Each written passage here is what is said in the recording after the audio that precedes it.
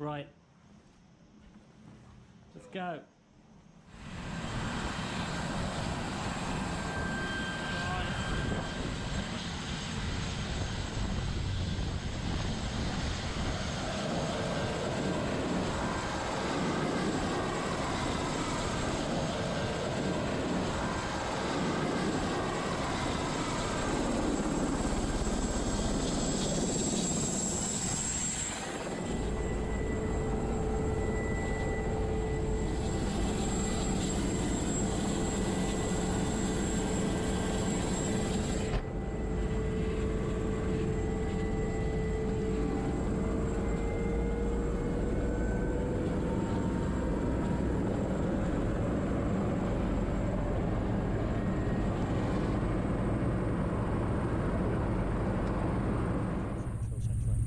Fuel is fine. We wanted around 380 for departure. Brief. To Alpha. Steps done. Doors done. Park wet test. That's yours. That's yours.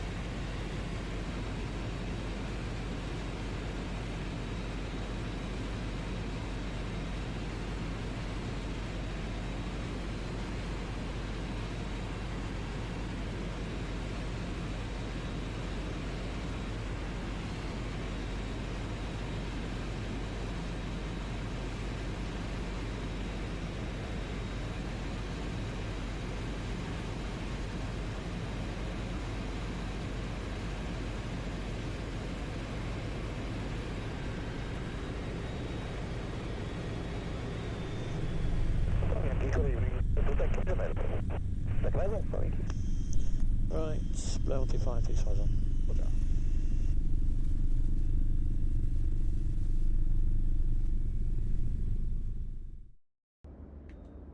Oh, I was just about to get to the barrel roll in that video. That's a shame. Ran out of time. Hello? How you doing? Who's watching?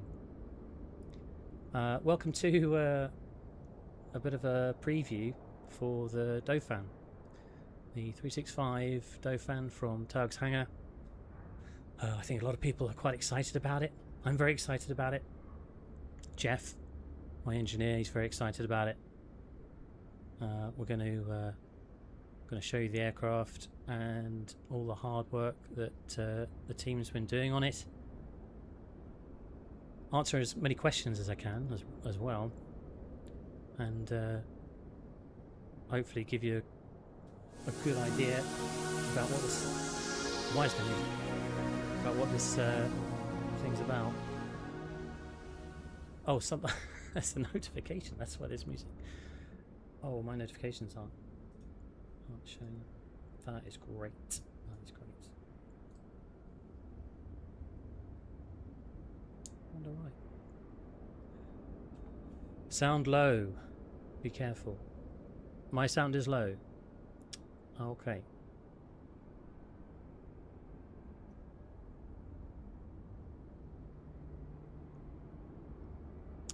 I'm not sure about the Xbox on the release date. Let me turn. Oh, the mic's up to max.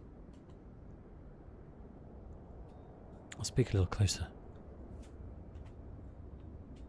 Anyway, a bit about me, just so you know where I'm coming from.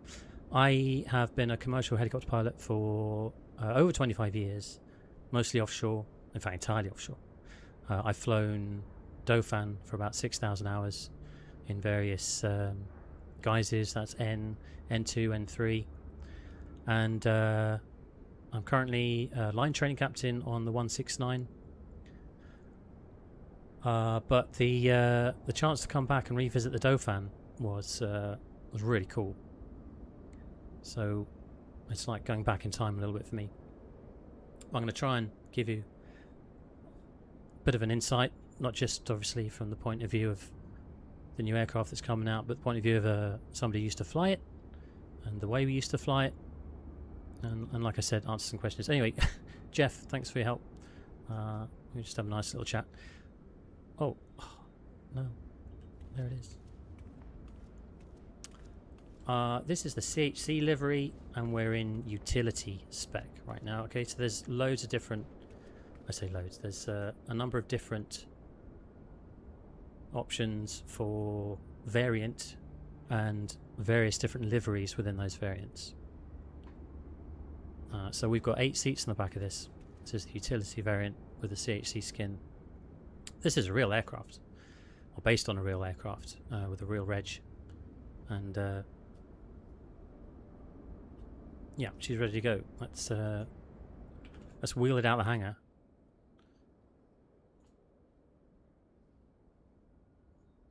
No, there we go. Oh, look at that! We're towing it out. So this is a nice little feature on the on the tablet. I think they spent some time on, so you can get it into just the right position. You can pretend we're towing it out. I'm going to come back to this in a minute. I just thought it'd be fun to tow it out a hangar.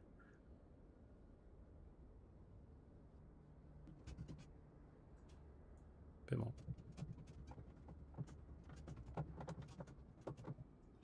Yeah, that's pretty cool.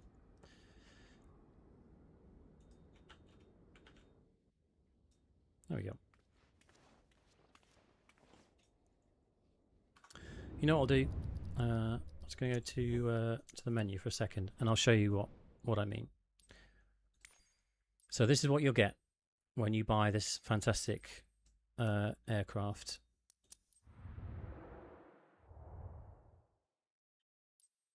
We've got the Dauphin. The Dauphin's going to be covered in a subsequent stream. So the stream after this, I think there's a link to it on the Discord. Hopefully someone will post a link to it in the chat as well. After my stream, someone will run you through the H65 Dauphin. So this is the American search and rescue variant. I don't know much about this aircraft. They look very similar externally. Inside, it's a whole different avionics suite, different engines, and a different autopilot. It's a very it almost feels like an entirely different aircraft sitting inside it. So a lovely chap called Jeremy is going to take you through that after this stream. I'm going to be focusing on just the 365, just the European variant. So we have utility here. I think this is mostly empty in the back for cargo and stuff. We have passenger transport. That's what I'm going to play with today. There's VIP. We got the FN variants for the search and rescue with a winch. Hytron has got a guy sitting on the door with a gun. If that's your thing, I don't know. And a long nose variant utility. So this is similar to the UK 658 squadron. Is it 658? The SF, the Special Forces, Army Air Corps. There you go, 658 squadron livery. That if you live in the UK, you might be used to seeing on social media, or if you're lucky enough to see them flying overhead, you might have seen them darting about. That's quite a cool livery.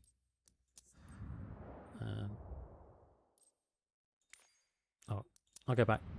I'll just take the short nose. So strictly speaking, I think the N2 only ever really came with a short nose like this, and the long nose is there just because it looks great. And obviously they use it on the American variants, but we're going to stick with a traditional short nose, and I'll show you some liveries as well. There's so many liveries. Each variant has its own set of liveries. It's incredible. This is quite fun. This is a factory primer coat livery. Straight out the factory, unpainted. That's pretty cool. We got flat white, if you like that sort of thing. Some nice nice liveries from different parts of the world. I mean, you know, if there isn't something here that you like, I can't help you. I don't know what to tell you. So we'll stick with the offshore variant. Okay.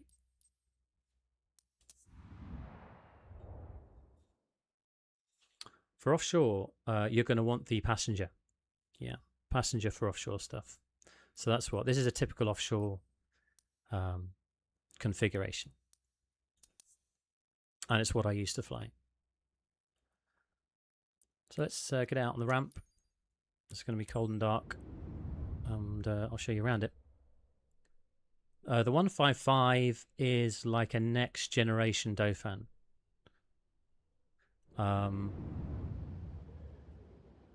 It's based on the same platform essentially, with some new body parts, some new engines, and four-axis autopilot, and improved avionics, things like that. It's kind of a half-house upgrade. So that was followed by the H160, which is like a full new aircraft in this kind of category.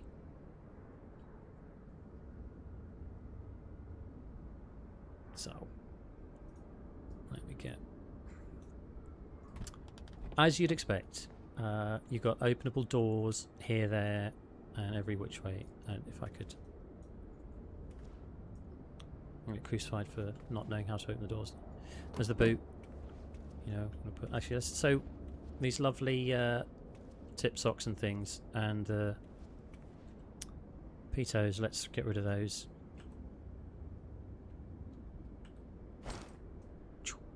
Okay.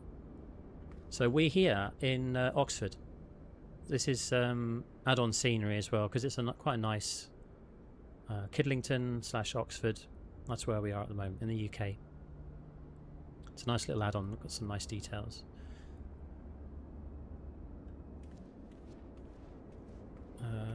Look in the boot there. Yeah, lots of space.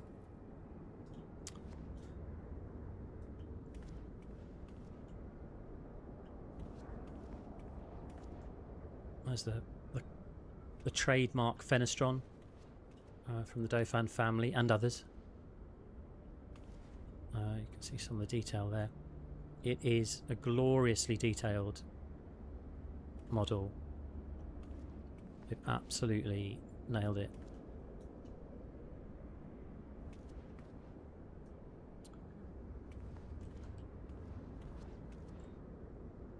Some undercarriage action for you there.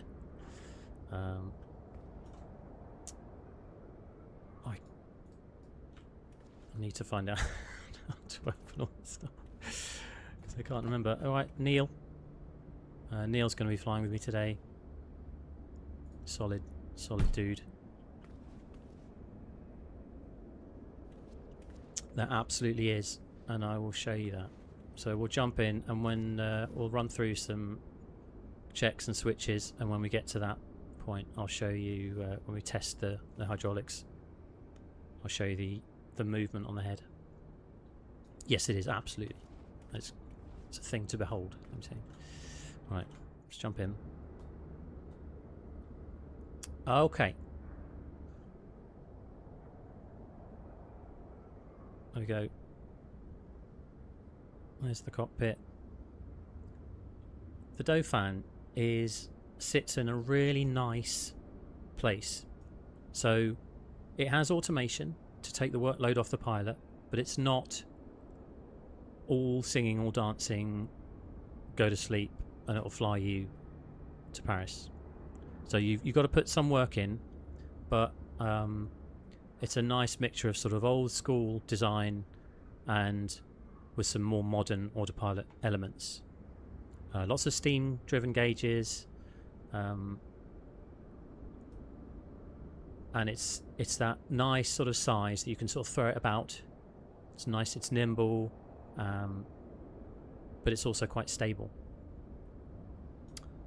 So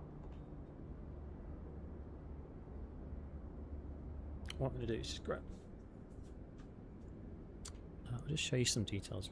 Let's skim through some views I've got here. So you can see, I hope you can see on the stream some of the quality of the textures that's going on here. You know, there's some wear and tear, there's some nice scratches around. It's not new, as you'd expect. These are old aircraft. There aren't many N2s flying anymore.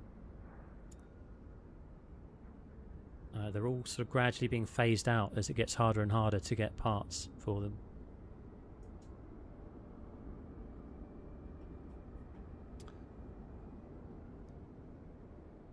Let's grab my checklist. So I'm going to use an old work checklist. There's actually an N3 checklist, but we'll skip the bits that don't relate to it.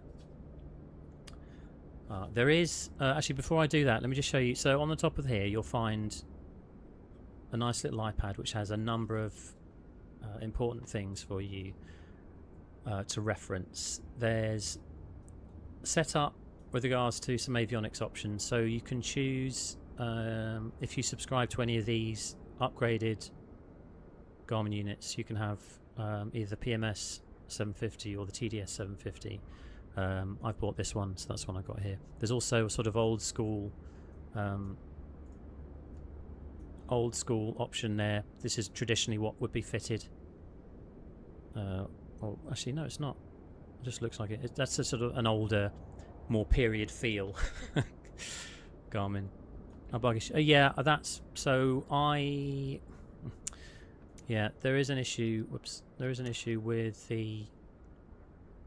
I think it might be frame generation or DLSS options somewhere. I can get rid of that, but I tend to lose frames. So you'll have to bear with me on that one. Yeah, there it is. So frame gen and DLSS. So I thought I'd actually turned frame gen off. This is max settings, by the way. Everything's on ultra. What could be the anti-aliasing? I have thought I turned off frame gen. I have turned off frame gen on VSync. I don't know.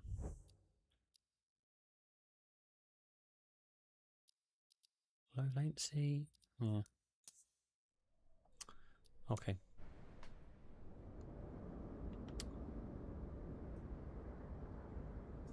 Yeah, sorry, that's quite unsightly, but you can get rid of that. That's just my setup. It could be anti-aliasing. I can't remember what it is. Anyway, so that's that. I'm going to stick with this one for now. Well, not that I'm going to use it a great deal, but there you go. Some sort of equipment visible options there. You can turn the map lights on and off. Let's go back. Exterior. So these are the various bits and pieces that you can stick to the outside. There's a lot, and they're all exquisitely modelled. You can have a GPU, but that turns the GPU on, which I didn't actually expressly want to do. Oh god. There's a GPU cart. I've created some sort of hideous texture on there as well. Oh, it would be... Let's try it again. Okay, let's just pretend that isn't it. That's my hardware. Dance socks, blade socks, tie downs, pre-flight covers, fuel jettison system.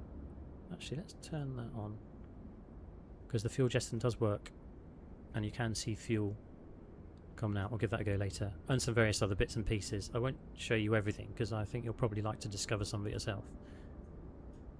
But there's a lot to play with, and lots of different roles. The Dauphin is so versatile. It was used for all kinds of different things, and they've managed to incorporate so many of those roles and mission types. You'll have a field day, I think, whatever it is that you like to do with your flight sim.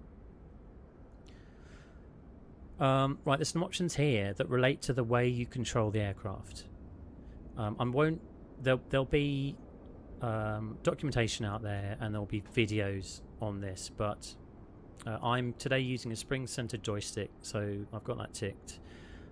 This is for controllers. I'm not using a controller. You can reduce the sensitivity to really give you a bit more fine control if you're using a gamepad. I'm leaving fly through on. I'll come to that, back to that in a minute. AFCS annunciations. There are little lights here on the galvanometers that will display. These are not standard aircraft fit. This is just a nice little subtle addition to help you understand what the controls are doing, which control inputs you're making. So when I press my trim release down, you'll see the light come on there. That's just for your reference, really. And there's a fly through as well, which when I enter the fly through aspect of it, that blue light will come on. I'll explain that in a sec. Hey Dave, how you doing? It is, isn't it? Absolutely a blast from the past. Shake enabled, you know, that's up to you if you like a little bit of cockpit shake. And you can adjust the intensity of said shaking. There we go. Let's go back. Exterior gameplay. So there's some... look, here we go. We can open the doors right here. You can control the doors at least from here. And there's the tow cart, the weight and balance. So let's go to full fuel. Switch on battery contactors. Oh, come on.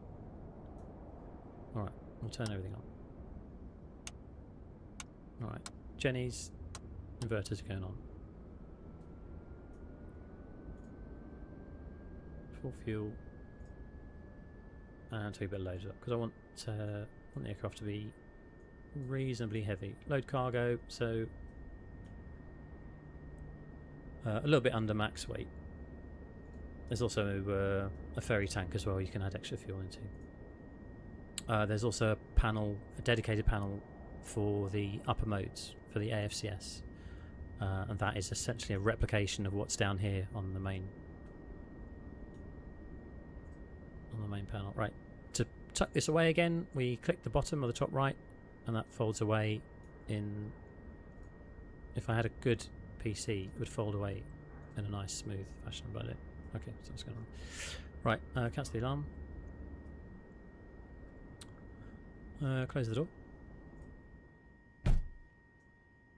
feel like I might need to... Let me know if the audio... If you can't hear some of this audio, please let me know. Okay. Let's reset the camera. Oops. I was going to have a camera on my controls, my physical controls. I've got a collective and a joystick, and I've also got the yellow fuel control levers, fuel flow control levers up here, mapped to another set of throttles. And I was going to have a camera on those so you could see what I was doing, but it sort of turned into a bit of a crotch cam, and I decided that probably wasn't safe for work, so it didn't. Okay. Pre-start checks. Batteries are on. Doors are closed and locked. Seats and controls adjusted. Harnesses fastened. Circuit breakers. Have a cursory look at all the circuit breakers down here and under the collective. They all seem to be in. Standby horizon. So this should probably go on before the power goes on, so we can check the batteries working. Let's try and get to that. There you go. Hello? That light should come on to tell you that the standby horizon backup battery is working.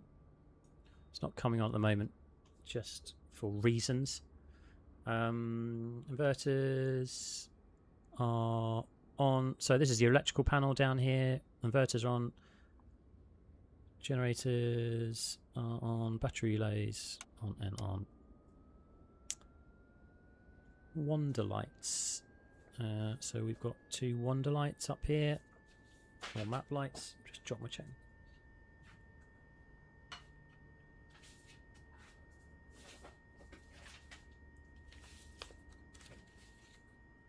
Where are they? Here we are. So 2 map lights at the back. We're going to check the heating and ventilation. So there's a cold, pretty much useless air vent there, and heating, which takes P2 bleed valve air from the engines, which smells horrendous and is almost certainly carcinogenic. The rotor brake, that is off, so that's the on position.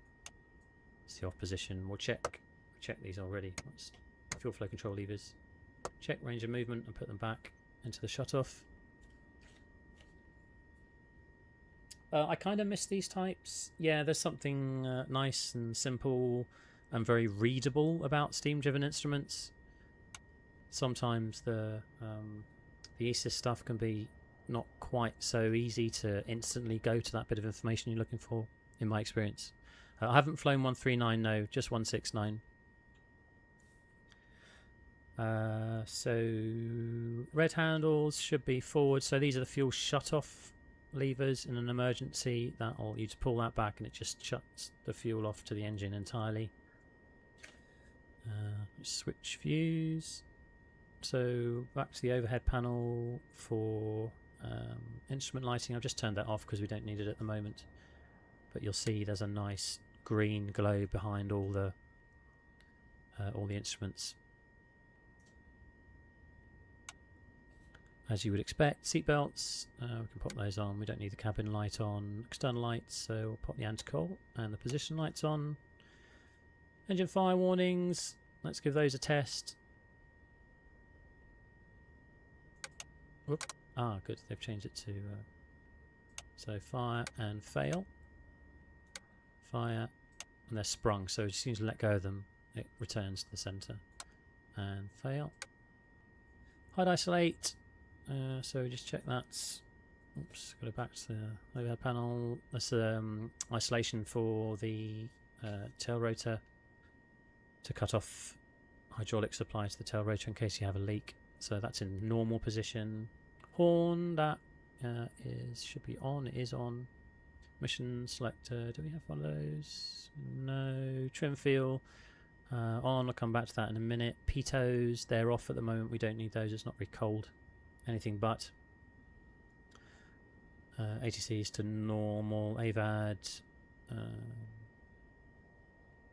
don't have AVAD on this. There is a RADOLT that we'll have a look at in a second. Standby compass, that's here. Should be vaguely, it was 250, something like that. Yep, looks good. CAP, give that a test. there's all the captions. I should be doing a lot of other stuff as well. So all the autopilot lights come on, the fuel panel lights, got the alarm light going, power loss, everything should be coming on with that. Release. Limit, so we'll should hear a little bink. T's and P's, well, they're going to be cold at the moment, all residual. And we should have some voltage on the battery, which we do. And so there's a little controller for the this gauge here. I should explain that. This gauge at the bottom is your electronic panel, basically. So you can select generator 1 with this rotary dial down here, generator 2, so they're both off at the moment, you're not going to see anything, and inverter 1 and inverter 2. That can stay on battery 1, on battery at the moment. T's and P's, torque meter, so we can check the torque meter is on 2+1 and not just 1. NG gauges, we'll give those a check. You can hear the bink as well. Boop. It's going to give you corrected NG, and that one. Dashes 1.8's the same, that's good. Are the flags disappearing as well? I need the flags to disappear on that. When you test the gauge, the flag should disappear. Emergency floats, so we've got a float system that works as well. I'll show you that.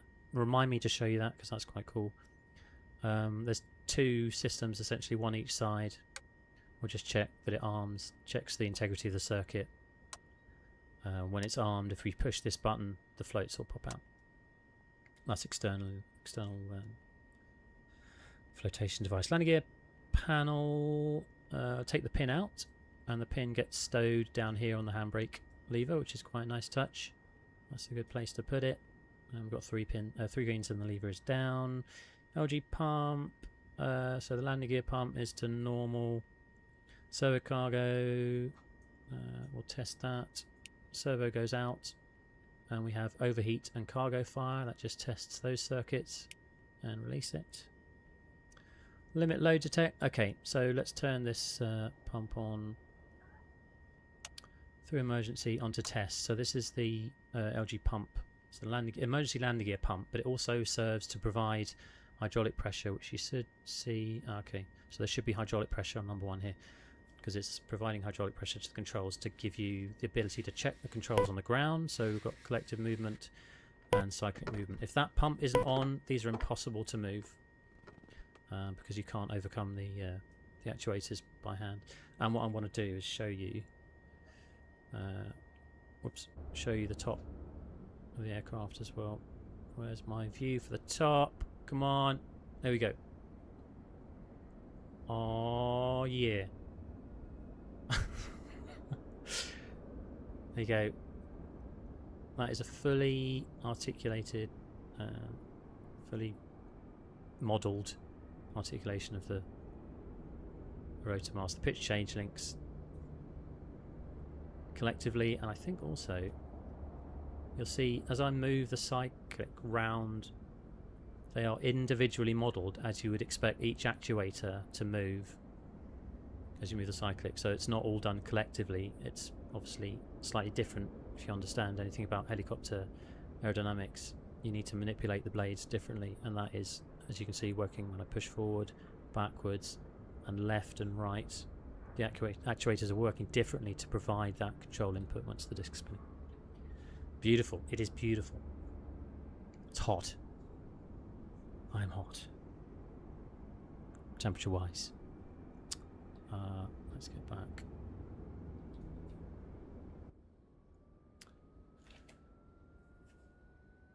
Right, limit load, so let's go back here. We've got to turn that back off. That go through emergency back to normal.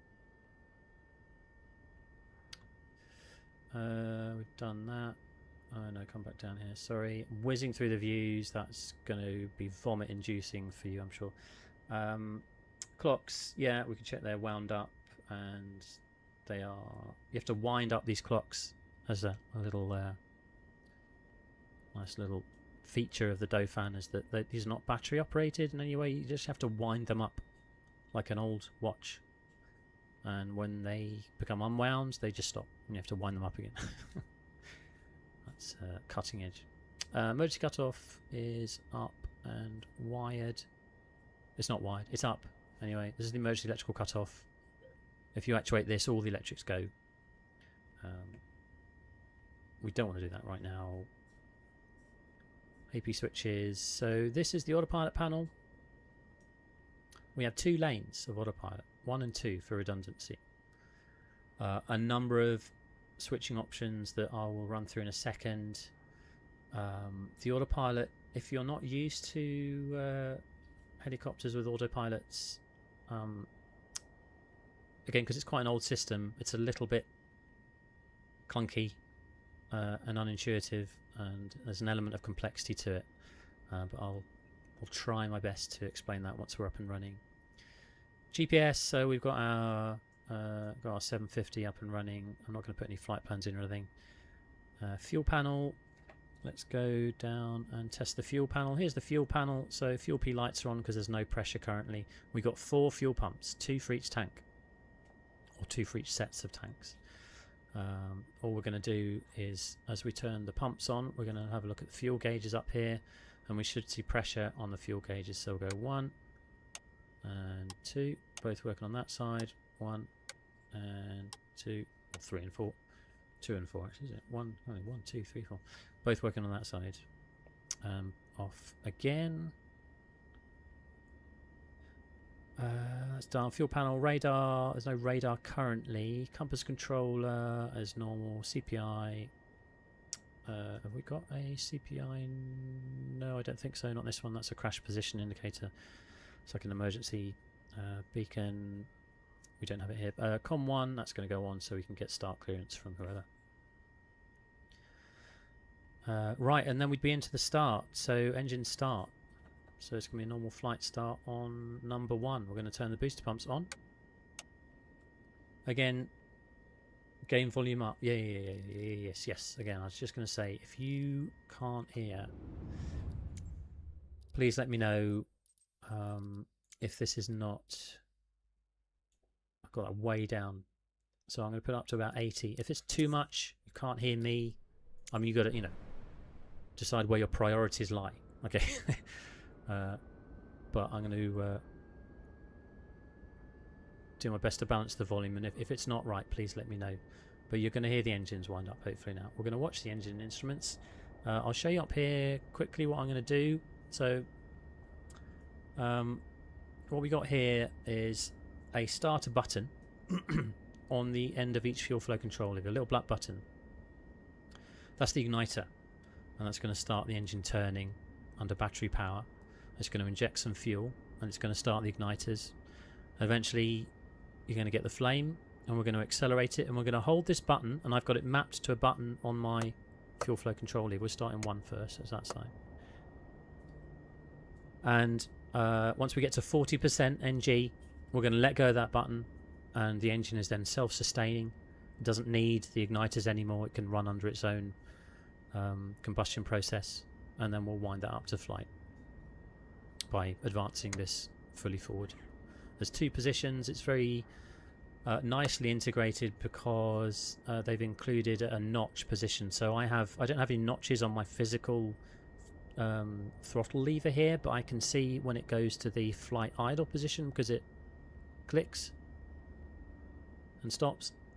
So the ground idle and then the flight idle position, it nicely clicks into there as well, so you know where it is. Right, what's going to be the best view for this? Let's start down here for the first one. So I'm going to advance the lever just a little bit, and I'm going to hold the start button, and you'll hear it winding up.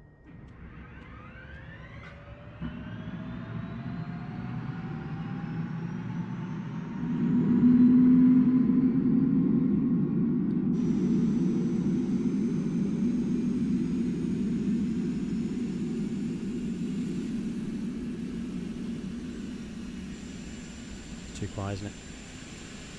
Make it louder for the second one.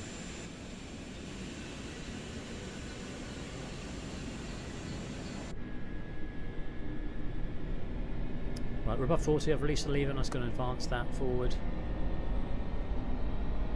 Generator's on. The horn's going. That's the low NR horn. That's going to beep. I could turn it off, but it's going to beep until the NR is up into the green range.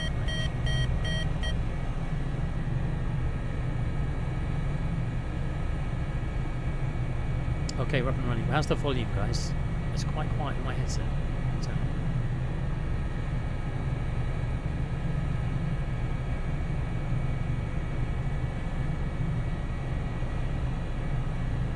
Okay, we're up and running. That's about 350 NR, idling about 70% NG. Torque's nice and low. Good oil pressure.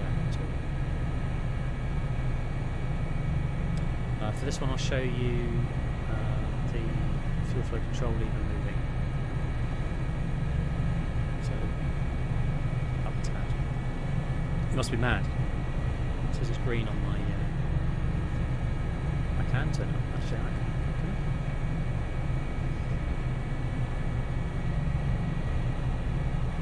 I might have to turn your volume up a bit. Right. No, fuel pumps first. 1, 2. It will start without, because actually the suction on the engine is good enough to take fuel.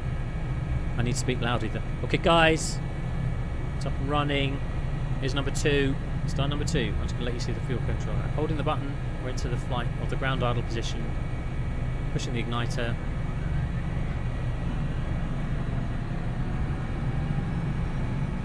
Look for the light on the T4. There it goes. Might be retarding the lever to make sure that T4 doesn't rise too high. And then we're going to slowly advance fuel flow control lever, making sure the engine doesn't get too hot. Get to 40%. Release the button, self-sustaining, got oil pressure, T4's good, NF is rising.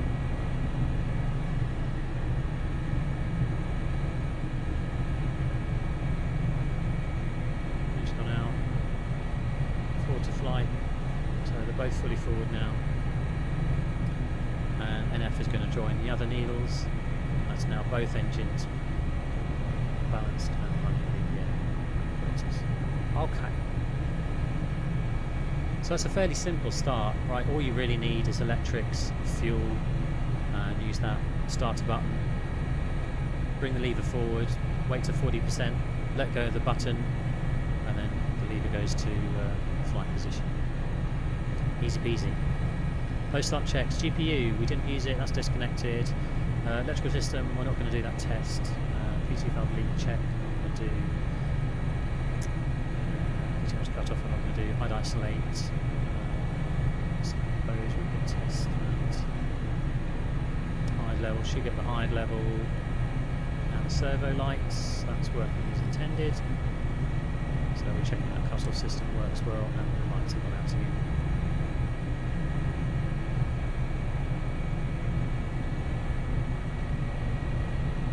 Pitos, then go on.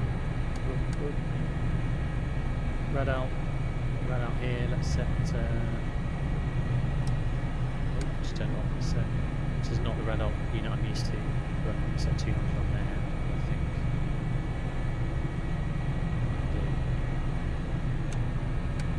So it's expand. 207. Rad out set, CAP, so we just got the autopilot left on the caution advisory panel, that's this here, that's called the CAP. T's and P's are all good. In the green, hot temperature is good, on pressure is good, fuel, hydraulics, gearbox, manual gearbox good. RT, you may want to turn the game down. Okay, have you had enough of the enough of the engines? I will do that. I'm just going to turn the desktop audio down a bit. Right, is that better? Hopefully you can hear me. Again, let me know on balance.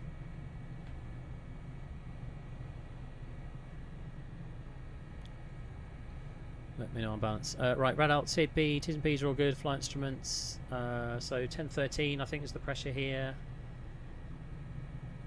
Oh, it was already set. Okay, never mind. 1013, that's about right for airfield elevation here. That's pointing the right way. That's probably too low. God, listen. Appreciate.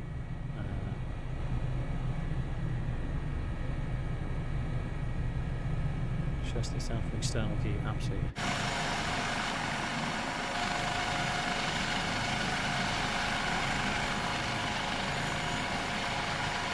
So you've got the classic Fenestron whine, which is that very, very iconic noise. If you're, the tail's wobbling a little.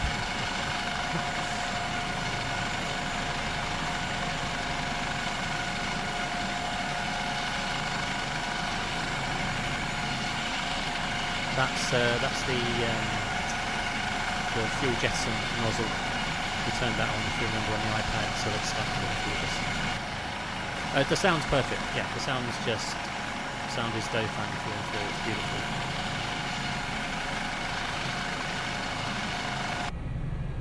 Right, back inside. Back inside.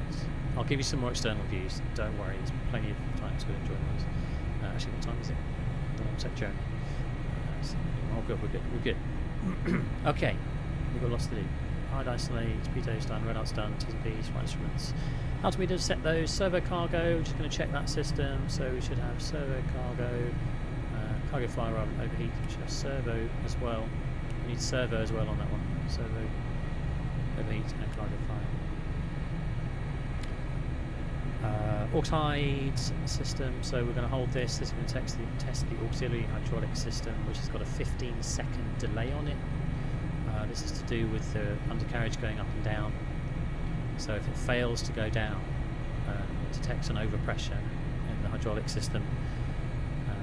It doesn't immediately come on, it waits 15 seconds. There we go, it's come on. We'll release that again. All sides should go out. There we go. And one goes out as well. Can you talk a little bit about the functions of the buttons on the cyclic? I'm going to come right to that. Once we start flying, once we finish these checks, I'll get right to that. So we got side Volsam, so we can check now electrical system 1, 2, that's generator 1, generator 2, balanced, inverter 1, inverter 2. They're not going to show voltage because they're wiggly amps, so you're not going to see a voltage on those, but they have got, sorry, a current. You're not going to see the current on the inverters because it's AC.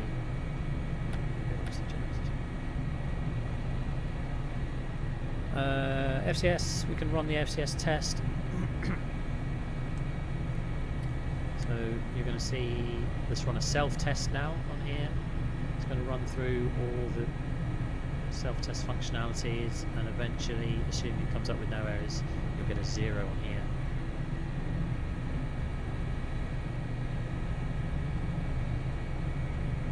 There we go, nice 0. Back to off. I'm going to take this back off here. PA, no, regional age radar. Well, we can turn those all on. We don't have a radar to turn on. I haven't tuned anything specific. Traffic terrain, no, we don't have that. Fuel panel, yeah, that's all good. Test the transfer. So that's if you lose an engine and you want to transfer the fuel into the other tank, you've got a transfer pump there, and this is the that's the additional tank. There's 2 jettison buttons here. I'm not going to touch those yet, we'll do that a bit later. Rear noise, rear traffic terrain, gearbox vibration. Is there a gearbox vibration thing on here? I don't think there is. Not right. Okay. Post start checks complete. Alright. Now there is a checklist in here, but it's a bit shorter for those of you who just want to get up and running. You don't have to do all this stuff. I'm testing systems that aren't necessarily fully modelled. So pre-taxi steps. So we've got steps as well. I want to show you the steps. I love the steps. Here's my exterior. No.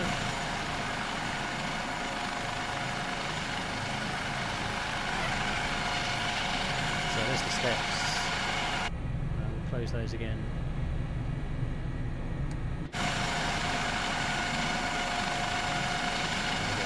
Beautiful. Electrical. Steps are closed.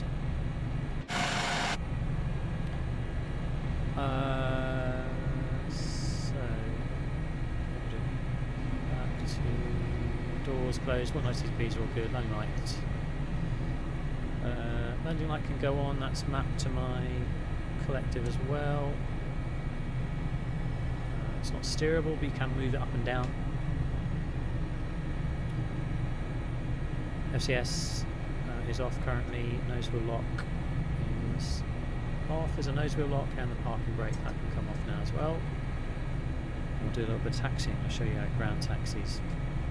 Okay, let me put my joystick between my legs.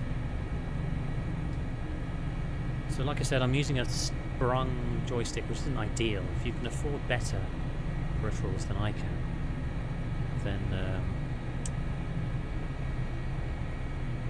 do it. Because what I really like is something force feedback and a longer stick, but it's just a Wartmaster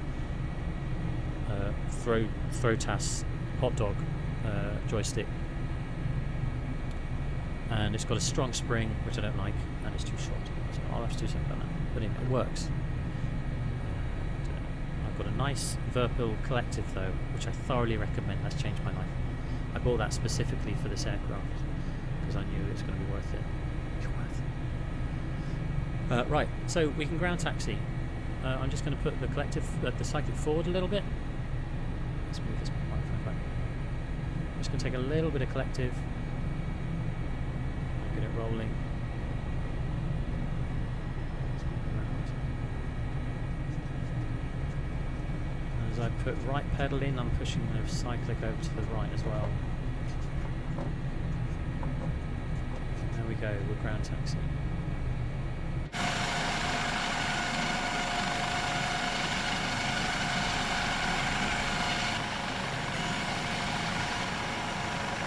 I wish I had my views set up with them.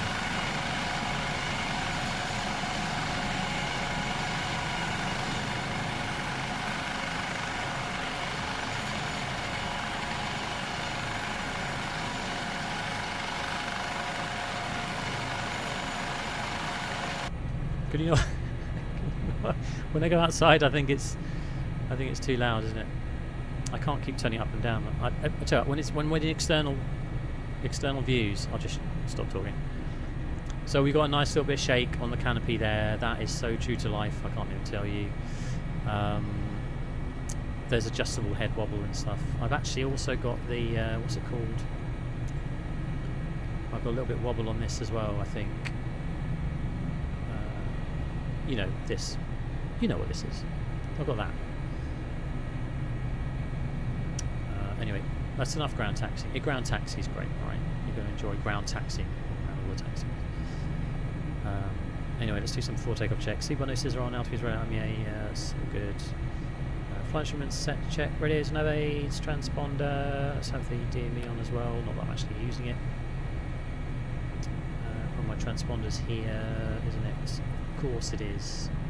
We could put that on. Let's put it on 7,000. Let's do reporting. I mean, there's literally no point in doing this because I'm not factoring. Fuel is good. We've got lots of fuel. We've filled up. Steps closed, doors closed. 119Bs, line lights on. Heating's off. Some lights are on. Nose wheel, I can say off. Parking brakes off. And the autopilot's going to go in. That's one channel, two channels, and the coupler. Now would be a good time to talk about the autopilot.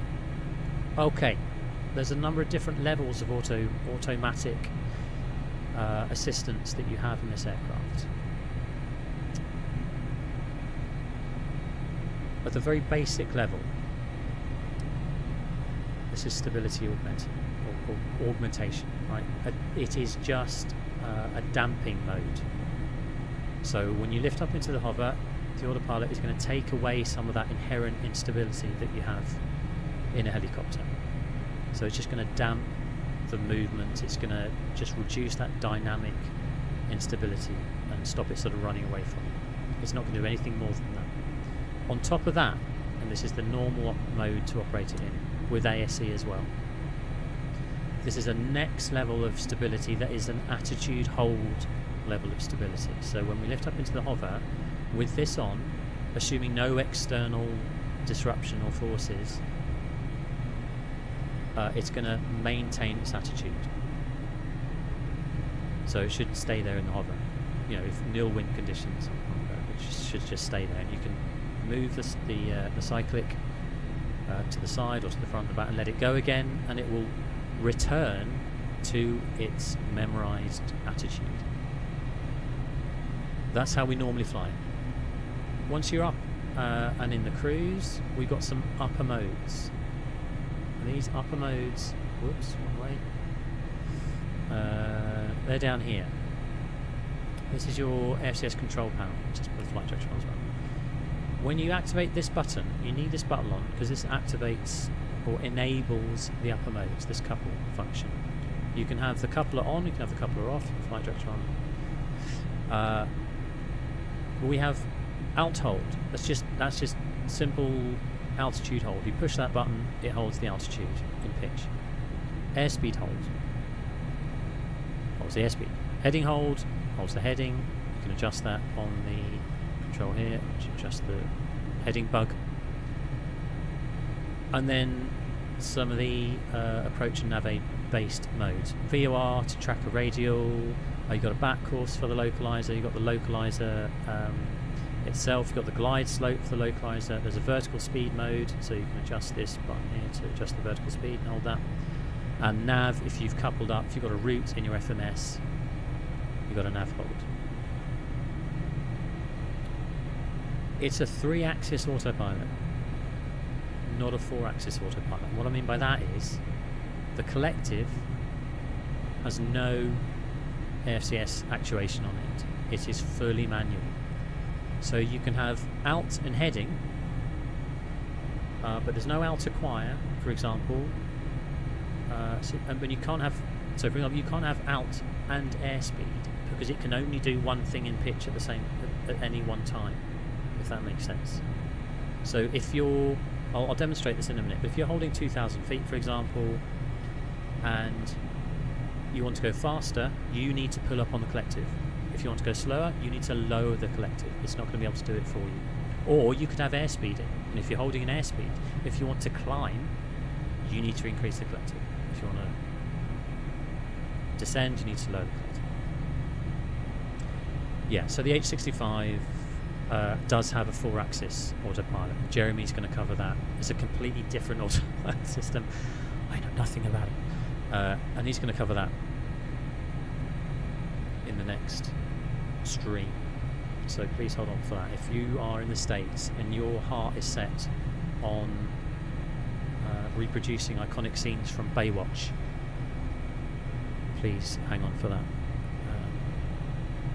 I'm just going to turn that desktop audio down a little bit. Yeah, so hopefully you got the idea of that. Now, with the autopilot in, how are we actually going to fly it? So we're not coupled in any upper modes, we've just got all our stability assists in. When we lift up into the hover, I'm going to be holding down the trim release button, because if I don't, I'm going to be pushing against springs. Look, if I let go, it just goes straight back to the middle. That's not just that I'm using a sprung cyclic. That's what the aircraft is like. It has quite heavy springs on it that give you sort of something to push against. They call it artificial trim feel. To get rid of that temporarily, you hold down the trim release button there. Okay, so I've got that holding. You can see when I'm doing that, this light will be on. So when I'm holding the trim release button down, which is most of the time in the hover, I'll be holding that down so that in real life I wouldn't be pushing against spring pressure all the time. Unfortunately with my cyclic I am pushing against spring, but that's a different matter entirely. Again, if you are using a sprung cyclic, make sure that this option, spring center joystick, is selected. It's happy days. So we're going to lift up into the hover now. I got my 2 channels of AFCS engaged, and as I lift up into the hover, I'm going to increase collective. I'm going to position the cyclic suitably, which is going to be slightly back, and holding the trim release button down. And now the pressure's on. Now the pressure's on. So trim release goes in. Got my cyclic, got my collective. Increase power. I'm bringing the cyclic back a little bit, and I'm going to preempt the anti-torque, or the. There we go. Still getting that limit on aft. So that's because the cyclic is a certain degree, a certain amount back. You'll get a limit light. So up we go into the hover. Bit of right pedal, because I know that's the power pedal. I know I'm going to need that for anti-torque, and we're up in the air. So I'm holding that trim release in, and I'm fully connected. So the only thing that's working for me now with the autopilot is that damping stability assist. If I let go of the trim release, I can take my hand off the cyclic. If you have a sprung cyclic, a sprung joystick, what's actually going to happen is you take your hand off the cyclic entirely once you release that trim release. Let your joystick recenter, and the clever programming that they've done with the aircraft here is that although the aircraft is now doing its own trimming, it's independent to your cyclic currently, okay? I can override that either by holding the trim release back down or by pushing against the spring. And that's the fly-through element. So I can, there you go, the blue light comes on, so when I'm pushing against the trim, the aircraft temporarily suspends its attitude hold and allows me to move it. And the blue light comes on when I'm doing that. It's one thing to sort of watch it and someone tell you about it, it's another thing to actually do it for yourself. I'm just, so, you know, if you're confused by it, maybe you can come back and watch this and it might make a little bit more sense.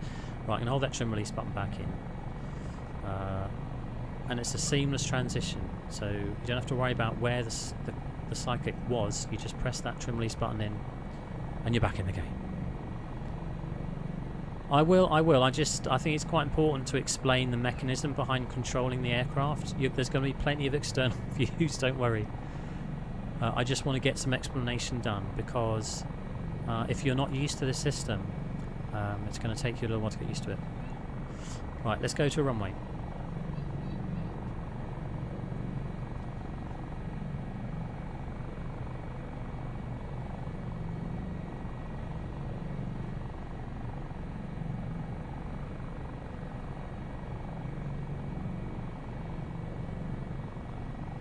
So what I did there, as we were transitioning across, I just released the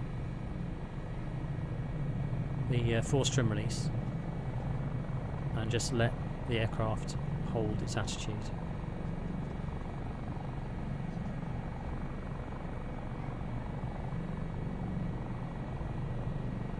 You can see how beautifully stable it can be. Right, again, force trim's out, just release that, and let's have a look at the outside. See if I can control it from the outside, and no.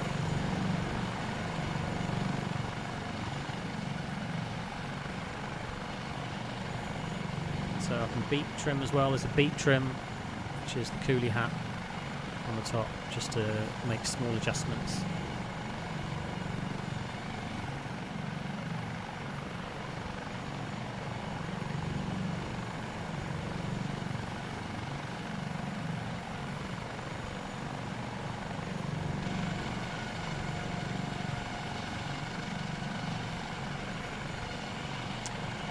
I'm using pretty terrible pedals, just Thrustmaster, basic Thrustmaster pedals as well.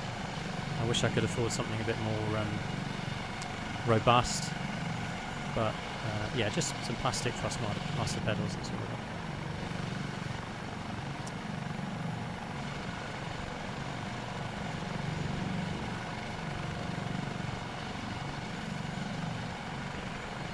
Right, again, for Coast Guard stuff,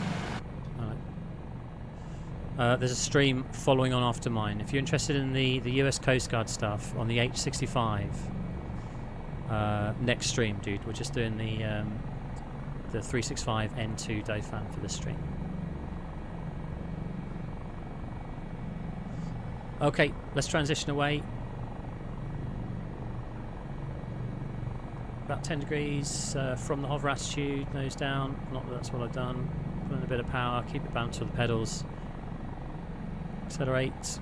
Looking for about VTOS, 45 knots. We'll pitch up, and I'm going to release the force trim and let go of my stick. So now it's in attitude hold, basically. I'm just going to balance the pedals, and I've just got a nice bit of power on to get the climb on.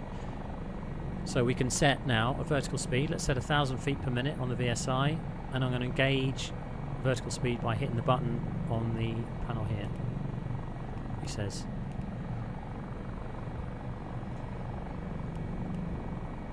Or not. Let's try heading. Let's get the heading back in the middle. Oh, do you know why? No, why? Where's that working? Stand by.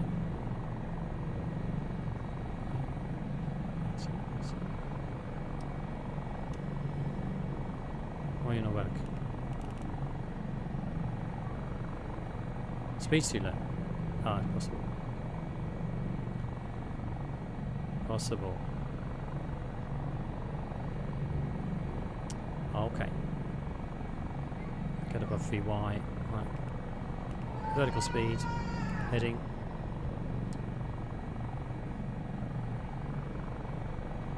Okay. So we're climbing at about 1,000 feet per minute, as is what I've got set on the dial here.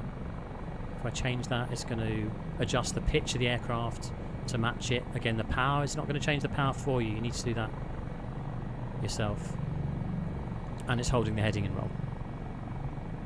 Got a flight director here. So this setup here, these yellow needles, they show you. Oh, hello. What's that? Okay. These show you what the autopilot is aiming for. If you take the coupler out, it'll show you what you should be aiming for in order to achieve the bits and bobs. Yeah, I've done any checks, have I? Let's take gear up and landing light can go off.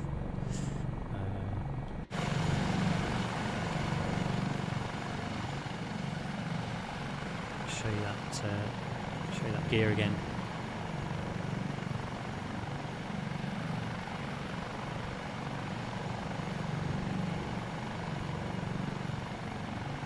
And the landing light. So a landing light, you can motor that up and down. You can see it folding in there. Put it back out again.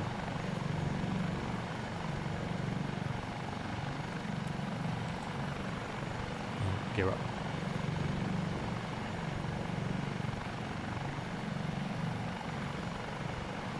What I really need is a button for fly past.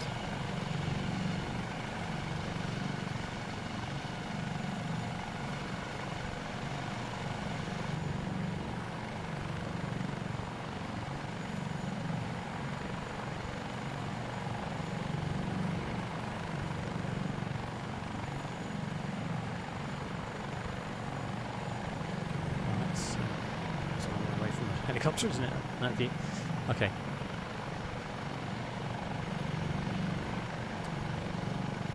Yeah, I'm happy to zoom in. I mean, what do you want to see? I did.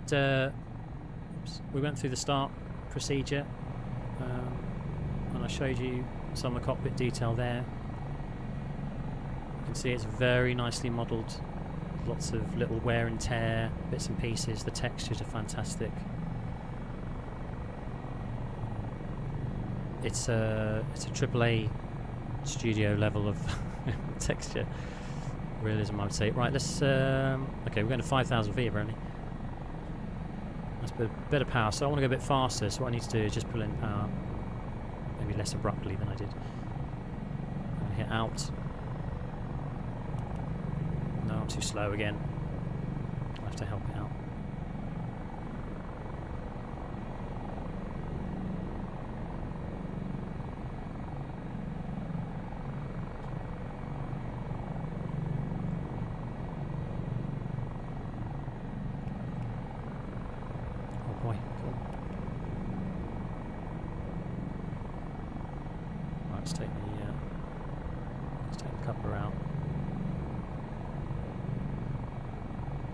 So we've got beep trim left and right.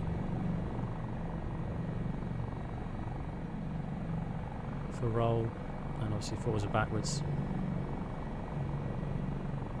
Pitch. 80 knots for everything. Oh boy. Okay.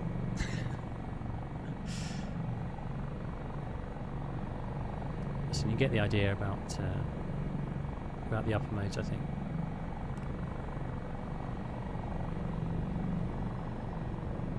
So there's obviously a lot of shortcuts for all these autopilot modes for various switches. It's really important if you buy this machine to pay close attention to their guide for control assignments, because they've got a lot. They've gone into a lot of. Let's smack me out. They've gone to a lot of trouble to produce a list of specific control inputs. So if we take AS365, there's a raft of directly assignable controls within the sim.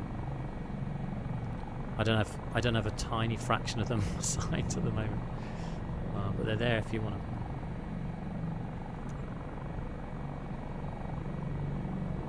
Is the speed and upper mode engagement a real thing? No, that's a legitimate thing. I mean, I think they will engage a bit lower, but for example, the heading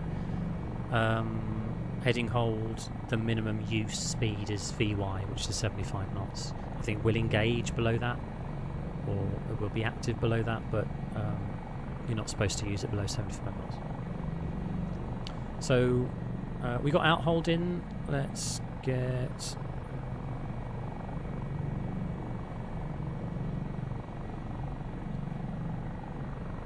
Heading back on.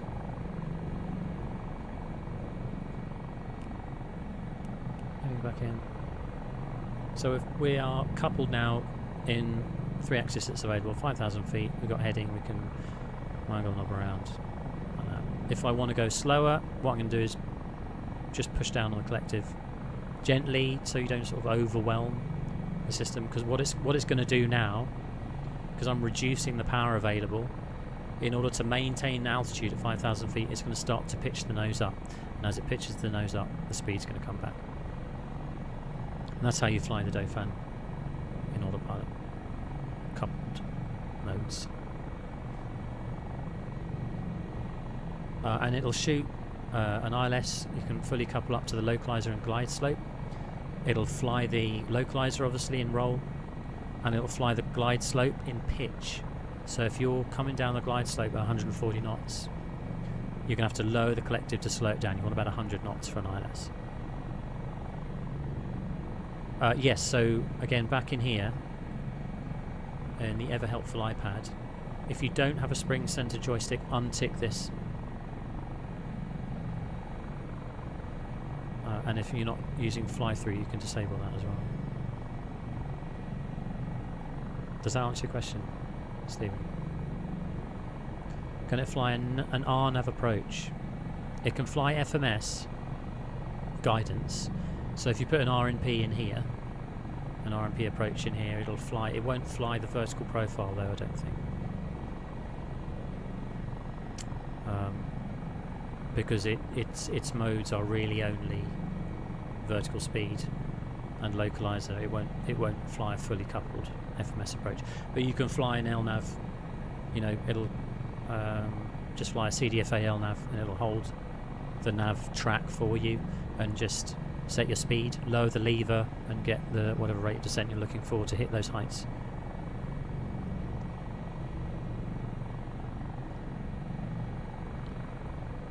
What else can I show you? Is there anything else you want to see? Let's do some fuel jettison, shall we? How much have we got? We've got 800 kilos or something. So the switches are here. Let's get to a nice external view. So we've got 2 tanks we can jettison from. Let's do that. There we go. There goes the fuel. Okay. And we don't. It comes out hella fast, so we're going to put that back on. Put both on at once if you really feed it through to.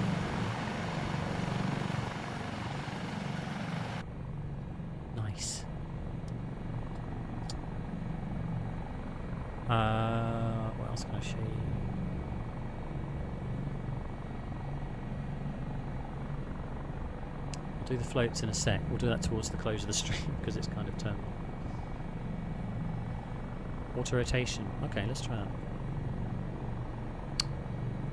Let's try that. Now, so I should say there are limitations. Obviously, from a simulator point of view, the team will be able to tell you a bit more about that, but they've done their best to make the NR nice and responsive to collective inputs, so you can both overspeed it and underspeed it. To fine tune up to 5,000, you have to release out to climb. Yes, exactly. No, you can't trim the out. You would have to maybe set a vertical speed a little bit. Vertical speed back in. I want to go up, so I'm going to have to pull the collective up a little bit, otherwise it'll slow down. Yeah, VRS is modelled out. We'll try and demonstrate. Can you darken? Yeah, let's. Okay, right. I'll try and think of a sensible way to do these. Let's go to some nighttime stuff. And we'll turn on the instrument lighting. Oh, I've got some crazy artifacts going on there. Disregard that, that's just my sim. Overhead panel and all the backlit stuff, and as well, because once you do that, a lot of these lights, so the CAP for example becomes really bright, the landing gear panel becomes really bright. There's a dim light here, a dim button here on the CAP. If you hit that, it'll dim some of the bits and bobs so that it's not quite so glary, and for the actual backlighting itself, you can turn those down. Oops, that's too much. All independently on the top. Let's zoom up a bit, so turn them back up. That's all up. There we go. Yeah, remember that. I'll get the 658 livery on for you. Is it bar out or rad out hold? On here it's just bar out. There's no rad height hold on here. I think the 65, the Dauphin has it, but not the Dauphin.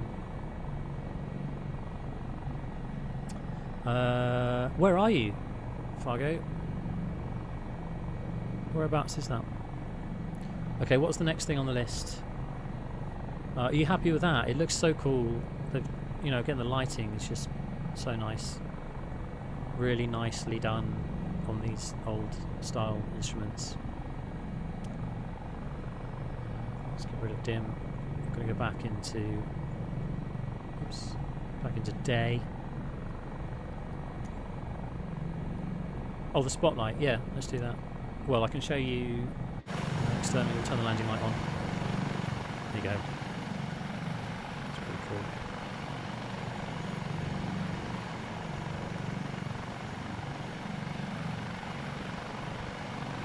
Oops.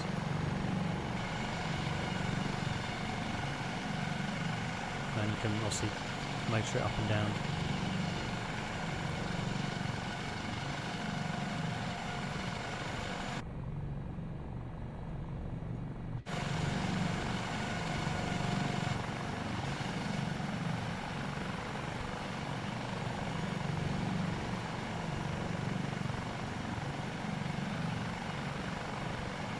Folds all the way back in. Oh, Herefordshire, okay, well that explains it. I'll get the blue and white one out in a minute.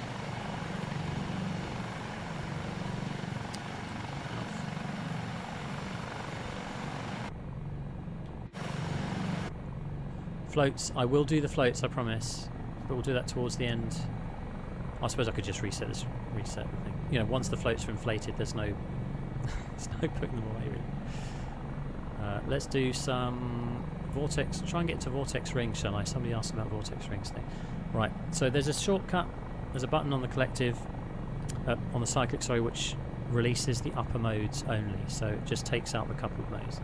I'm going to press that there, and that's the coupler out.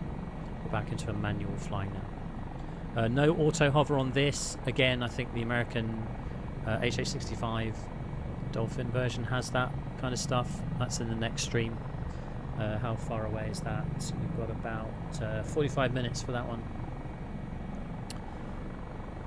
Okay, let's go this.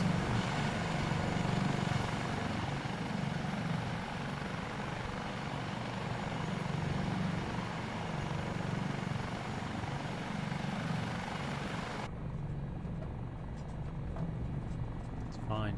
Everything is fine.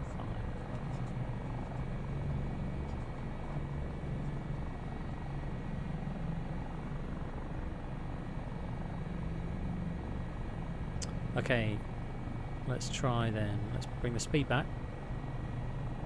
What have we got? 3,000 feet ish. QNH anyway.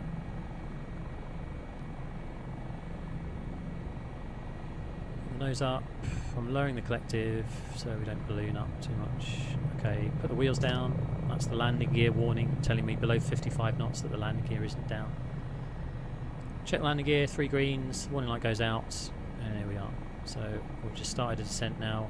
We've got very little airspeed on. Bring the power.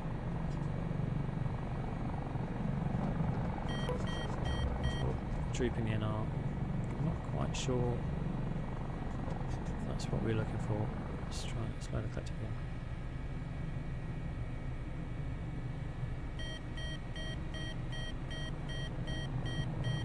Power.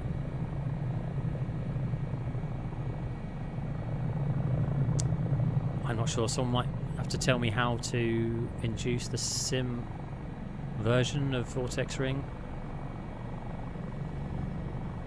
I think the liveries have been posted on the Discord, most of them anyway.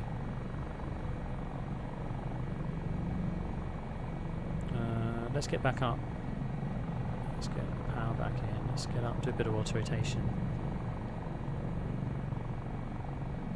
And then we'll go somewhere else.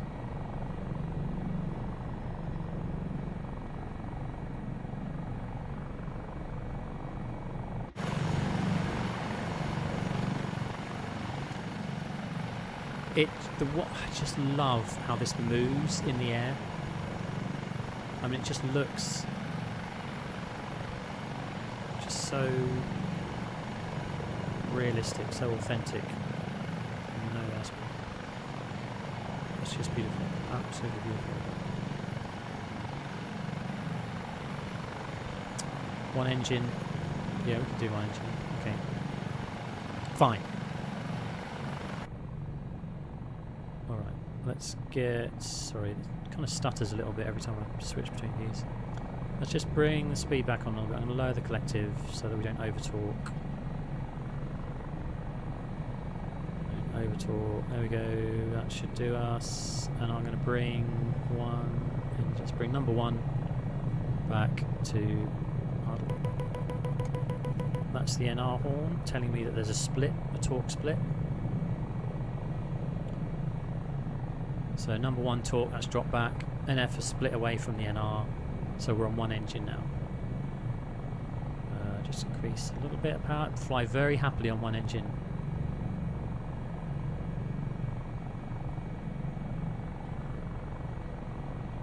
The ball back in the middle. There we go. 4,000 feet, about 100 knots. Flying very happily on one engine.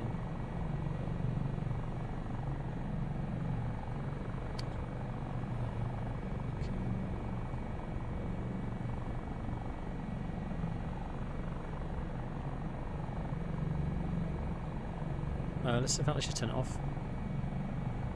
It's going to shut down. There we go. Engine 1, all pressure's out.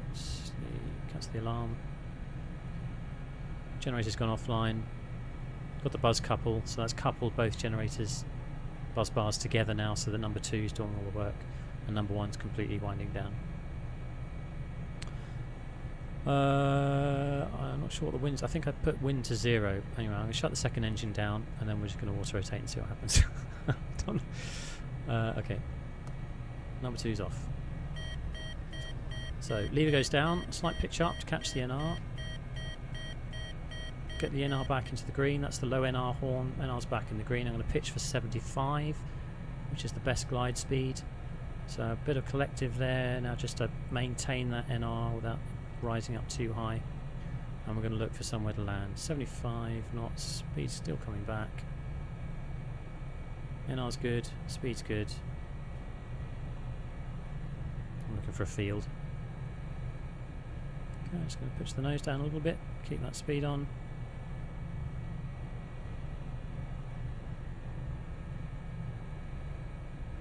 One of these fields ahead is going to be good for us.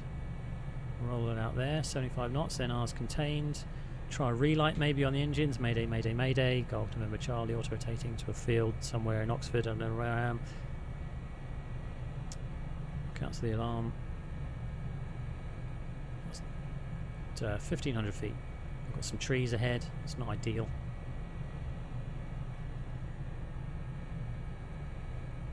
Keep the NR at the top end of that band, as much energy as possible. So depth perception is not great, it's better in VR, so don't judge me too harshly. Alright, force trim release is in. Keep that NR up, the lever's going down a little bit, I'm going to flare, start to bring in the power. Level, oh! Okay, I died. It's fine. Listen, it happens to the best of us.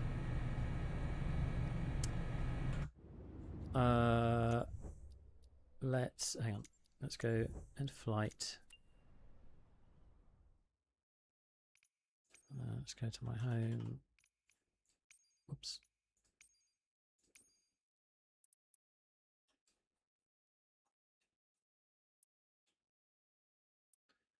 What's the wind? 180. Let's go to 13. Oh, there's no wind. Go to 28 then. So it's going to start us rotors running. If you start on a helipad or on a runway, you'll start up and running. Everything will be ready to go. If you start on a sort of parking spot or ramp spot, you'll be in cold and dark. I think that's how it works. Oh, I should have changed. Okay, before we do that then. That's a good shout. That's a good shout.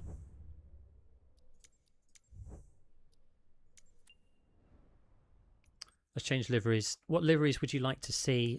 I'm not going to load everything. You know, it's going to take an age, but I'll load the SES one, or the SES one. I'll load the Army Air Corps one because that was specifically selected. No, that's in. Go to the variants. I think it's utility and livery. Bond, you want the Bond? There's Bond. Bond, very close to my heart. Flew for Bond for many years. This exact aircraft. Well, this is an N3, but you know, you get them. And there's the Army Air Corps 658. Fan favourite, right? Has it got floats on? If it hasn't got floats on, guys, actually, has it? I don't think it has. I don't think it's got the floats on.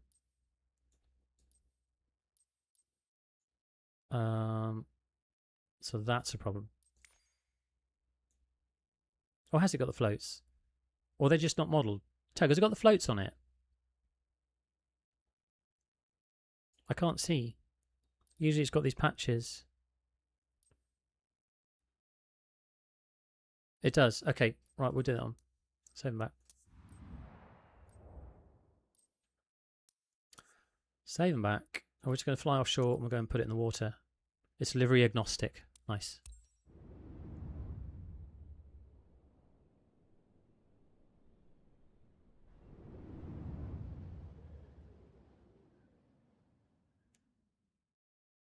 How are we doing?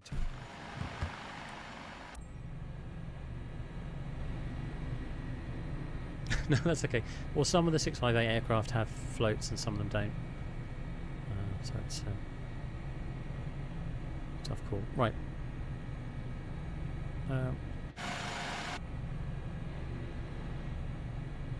Oh, hang on a minute. I've obviously not flown this one yet in the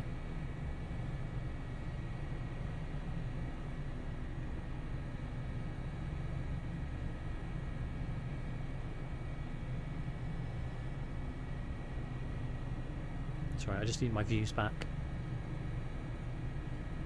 Right, everything's up and running. We're just going to lift, go offshore, pop the floats. Oh no! Let me see. 65. 65. That's that one. Rudder, throttle. 65.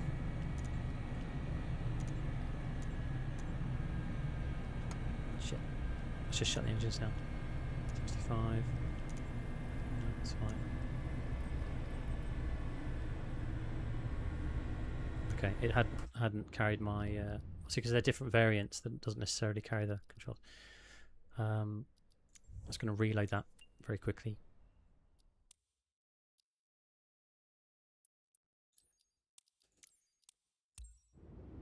I'm sure there's a reload shortcut. I'm not sure what it is.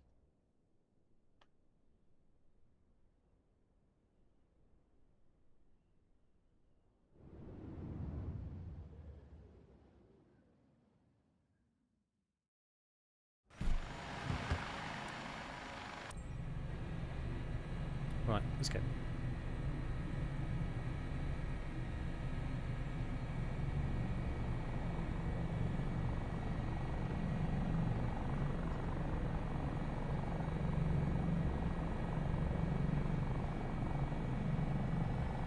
Oh, restart. Yeah, what? Right.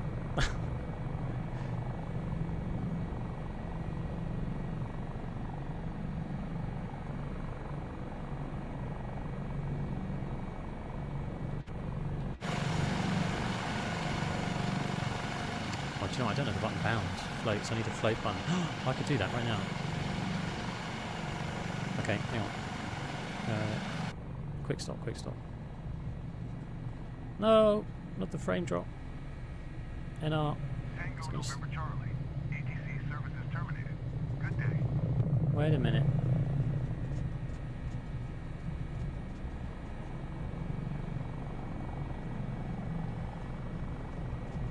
Give me a second.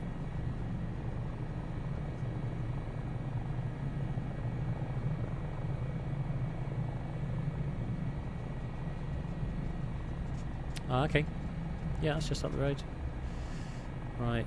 I'm just going to put it down very quickly. Beautiful.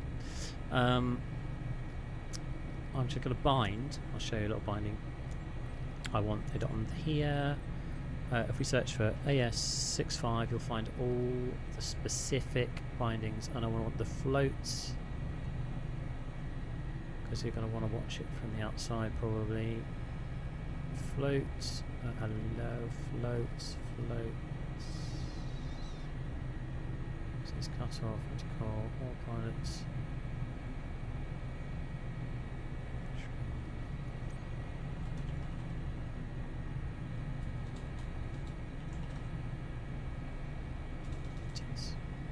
What's it called? Is it, or is it not in here? Is there a shortcut for it?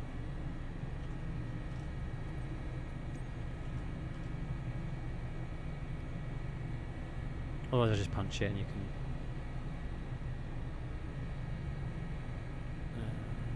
fuel flow controller, fuel pumps, gear, generators, hoists, horns, needles, inverters, mission... Oh, okay, not to worry. Not to worry. Let's arm the floats. So we've got the... both sides are armed, so we know the circuitry's working okay. And let's pop offshore and give them a little tickle.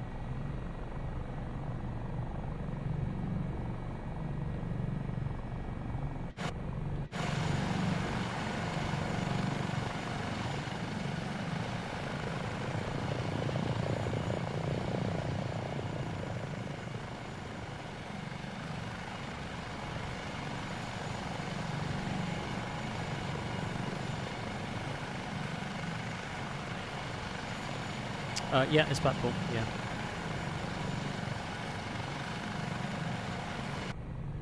Okay. Well, it's like a mill pond out here. There's no water. Okay, so what we're going to do is we're going to punch this switch here. It's a little sort of thin piece of perspex, a little frangible switch, and down here you should see the front bit. Listen for the sound as well.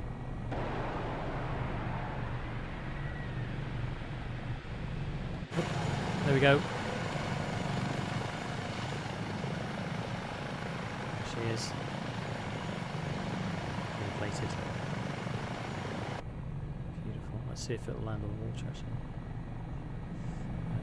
Reset that.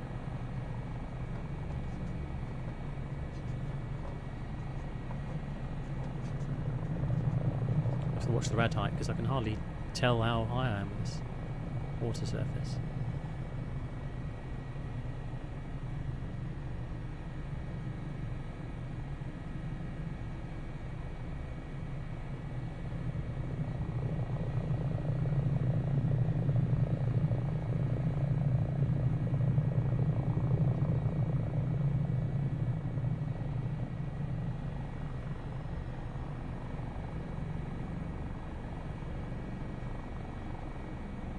Okay.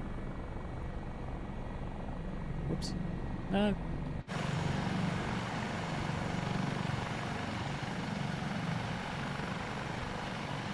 Fucked.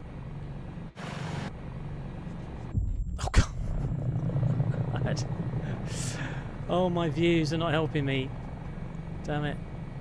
I just wanted to let me do it from inside. I suddenly got discombobulated. I'm not used to flying from outside of my helicopter.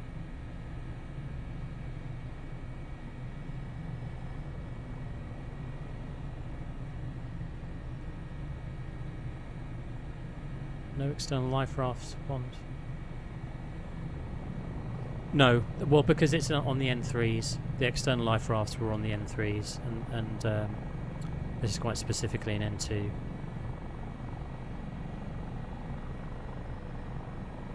Right, let me try and get it sort of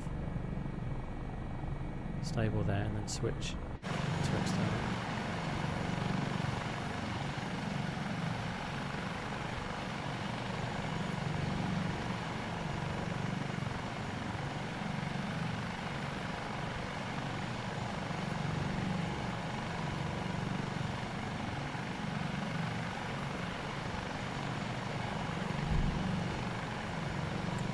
Holy moly.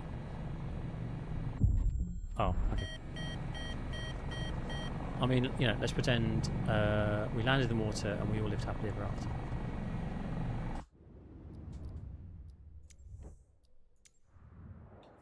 Look, I'm using the restart feature.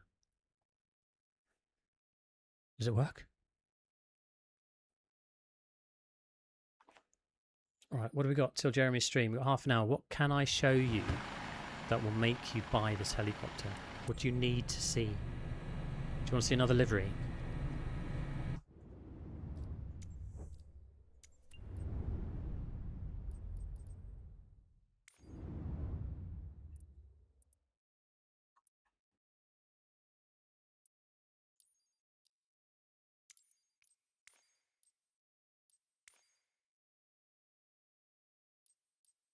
What can I show you guys?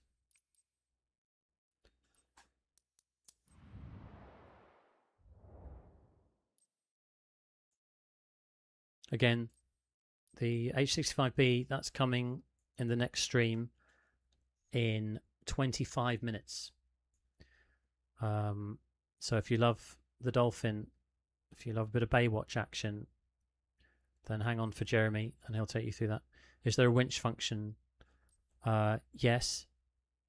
I haven't used it very much, but there certainly is. There's your winch. We've got various French Navy liveries here. I mean, look at these. I haven't even seen some of these. Japanese search and rescue, Malaysian search and rescue, State Trooper, Maryland State Troopers. Come on. Is the VIP cabin any different? Let's have a look at the VIP cabin. Come on now. VIP transport. Liveries. Oh, look at that. Oh, that's a beauty. Heli first. White. Alpine helicopters. Not sure about that one. I don't know who decided to put that one in there. That's quite nice. Italian. Oh, that's very nice. The silver. Let's go with that one. I'll show you. I'll show you around the VIP.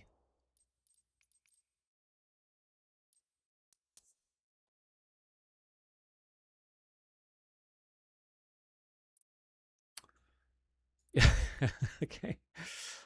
So I mean,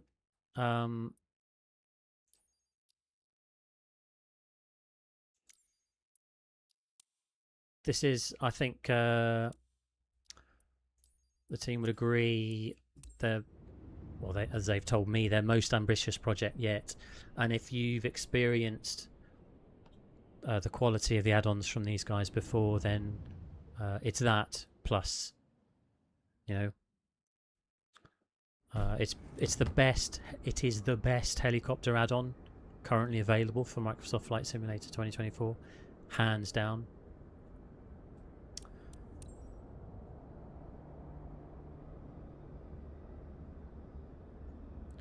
Right, here we are.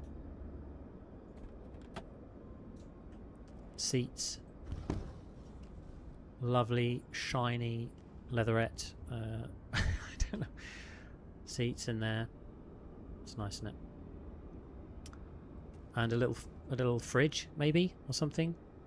Wipers. Let's get some rain. That's a nice. It's a nice idea.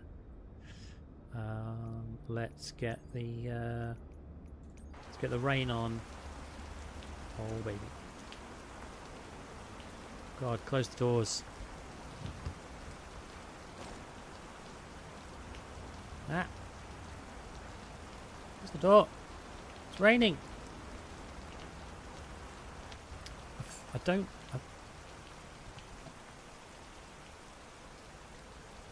close the door. The VIPs are going to get wet. What I'll do is I'll go to the runway and we'll get up and running very quickly, and then I'll show you some hot liquid. I don't know where I'm going with that. I can't even see it.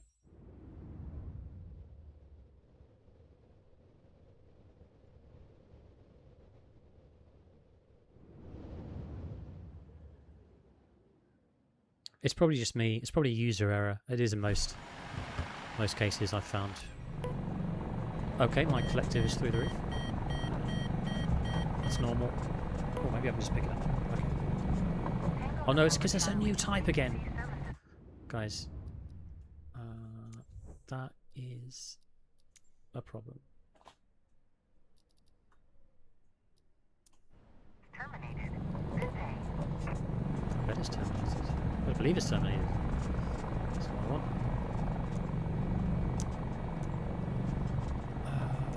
I'm sure there's a better way to do this. I'm such a noob. I just got to assign my specific 365 stuff, sorry. Otherwise it won't fly.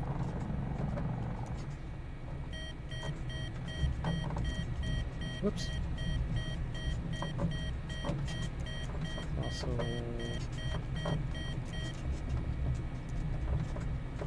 65. Thank you. I think that'll do. Can't see anything. Where am I? Who am I? I was spinning wildly, out of control. Let's get a hold of this.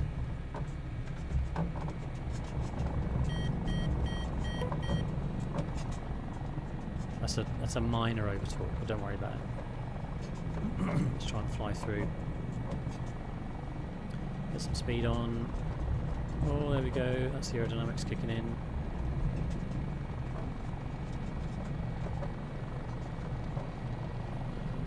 No idea where I am. 1,000 feet. Let's pitch up to crash buttons.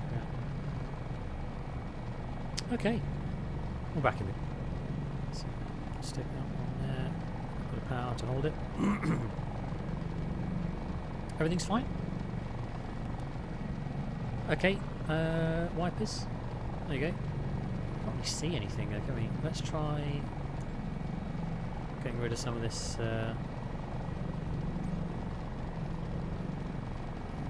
Let's try getting rid of some of this cloud. Oh, there we are. We're coming into a clear bit here. I want you to see the clearing effects. So I've got wipers bound to my collective, which is where they would be. Off. Look at that streaming, beautiful, absolutely beautiful.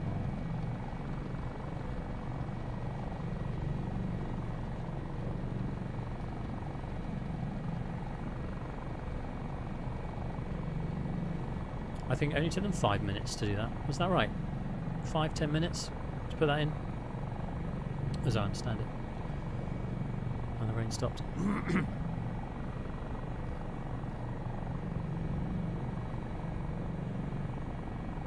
For some reason my cyclic isn't cyclicking.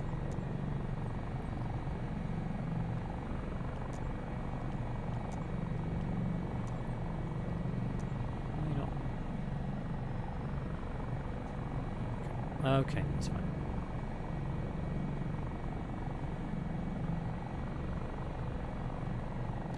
You know what we could do? Hey, who likes instrument flight? I bet you like procedural ILSs. Am I right? No? It's just me?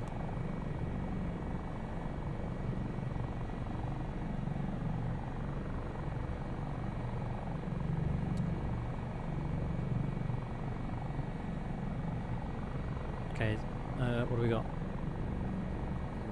30 minutes. Can I show anybody anything else? Otherwise, are you going to force me into an ILS to end the stream?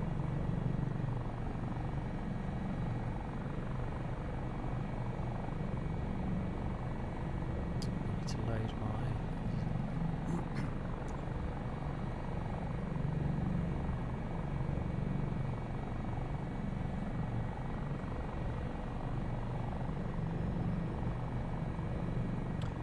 How to do that? Funny you should ask.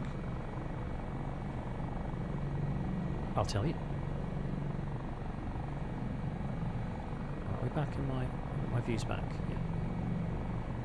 The rotor disc animation. I could. What's the best way to do that? What do I need? I need... stand by. Stand by. Let's level off here. Pop an out in. Active pause. Move the cyclic without going all over the place. Active pause. Whoop. Oh yeah, right, okay. So to show you the depth of animation here, I'm going to move the cyclic, and you see I showed you earlier the movement of the pitch control rods, but the actual flight of the blades as a result of changing the pitch with those pitch control rods is animated on the disc. So hopefully you can see as I push forward, for example, on the cyclic. Can you see? I don't know if you can see that the actual disc is moving position, tilting forward. I need a better way. Hang on, just let me stand by.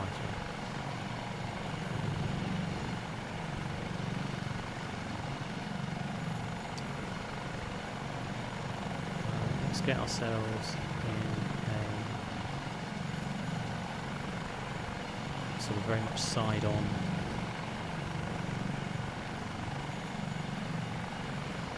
Right. So as I pitch forward, the whole disc is going to pitch forward. See how the blade tips at the front? And you can hear the NR change as well because it's an active chord. Again, if I pull back, the front of the disc is going to flap up. Oh, the NR drops way down. It's doing some weird things in active pause. And left and right, I just want to show you that all those blades are being individually animated as they fly around the disc. I think that's a flight sim first. Can we see the passengers inside? Let's go inside. Oh no, I think for passengers we need... I think we need the... let's have a balance. Quick fill.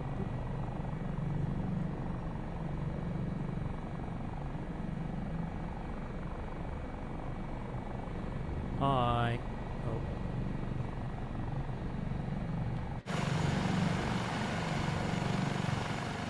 They are.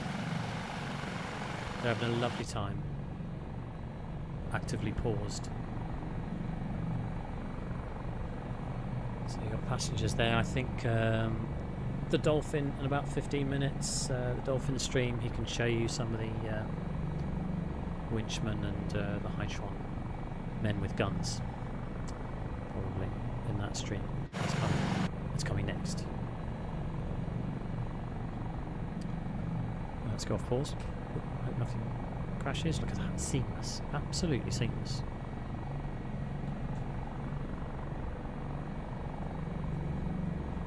Don't know if I've got time. Anything else I can show anybody? Otherwise, I'm just going to work my way down.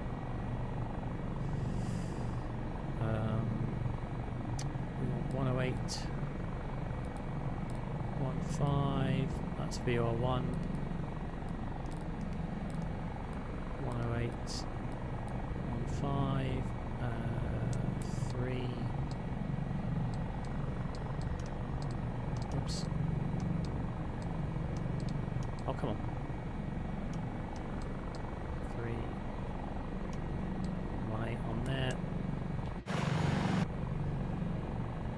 That's all set up. I want this in VOR. I want 275 on the window. Because that's the inbound track for the ILS. Shut down outside. Yep, I can do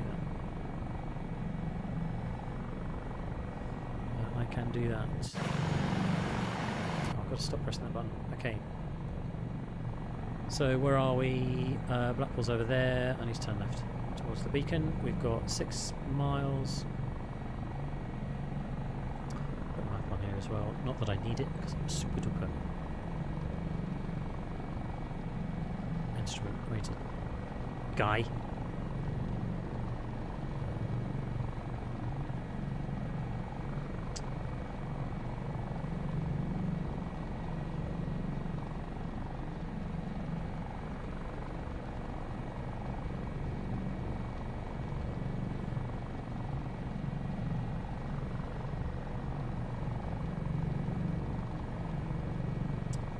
Let's go on ADF.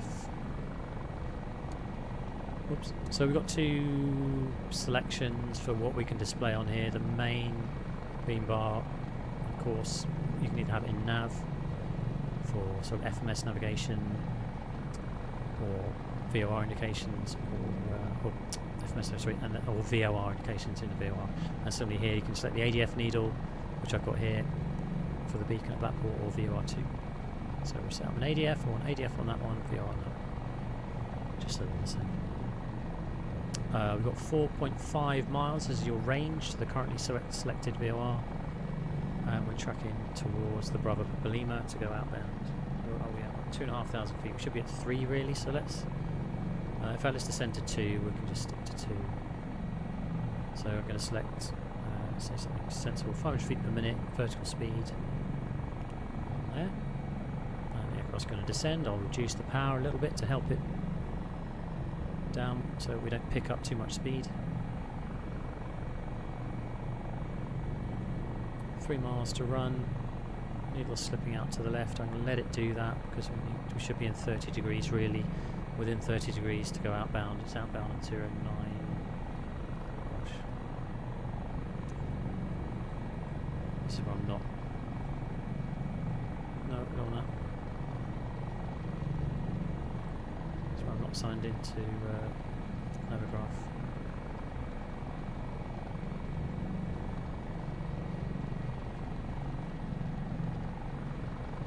Measurement tool. Hang on. Go away. Go away. We're too big. Right, reduce the rate of descent. Going to hit altitude. We turn left because we need to hit the beacon. All the way left. Out's not in. Out should be in. Hold out, please. Bit of power to prevent it dropping.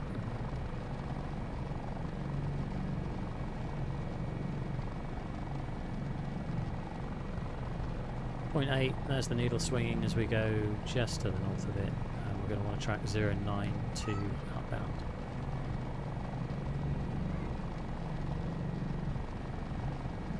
I want the airports, I want EGNH, charts, approach, ILS, DME, runway 28. RLS outbound of 095, I tell you right. So we've got no wind, so I just want to hold 095. Just going to bring that needle around a little bit. Going to go out to 6 miles. There's a procedure turn left onto 050 for 1 minute in still air. Just nudge it up a touche. Vertical speeds back in very briefly.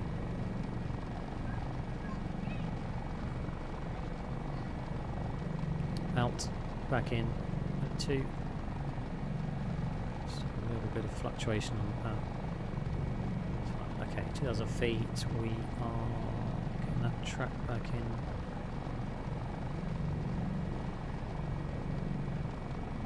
See the beam bars coming in. That's the essentially the back course.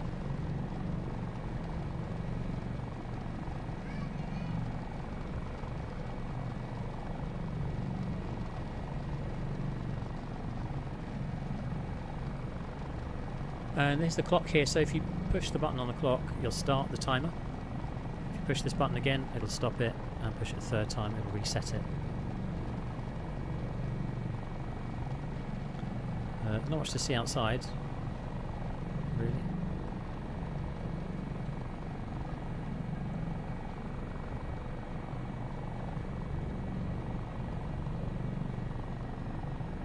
Yeah, we're flying on ILS right now. I'm outbound on the ILS for Blackpool. Tracking outbound 095, 6 miles, left turn on 050, right turn back into inset final approach track 275. 2,000 feet, you can expect descent from 6 miles. I'll couple up in localizer, I'll couple up in glide slope. And it'll fly us all the way down, and I'll adjust the collective to maintain speed at about 100 knots. Because it's not going to manage the power for me. Because it's only 3-axis, so I'll be adjusting my speed with collective. So as we approach 6 miles, 5.7, I'm getting ready to start the clock. Going to turn on to 050, 6 miles, there we go, 050, start the clock. And we're going to go outbound for 1 minute. How are we doing on time? 6 minutes left to finish this ILS. Jeremy, if I go a little bit over, I'm sorry.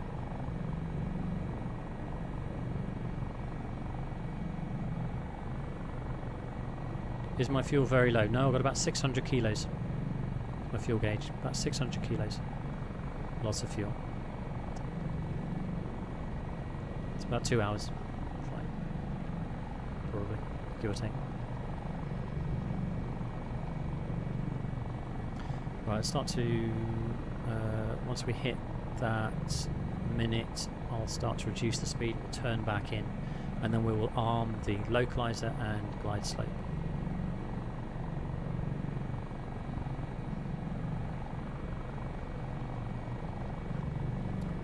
There's the minute, turning right.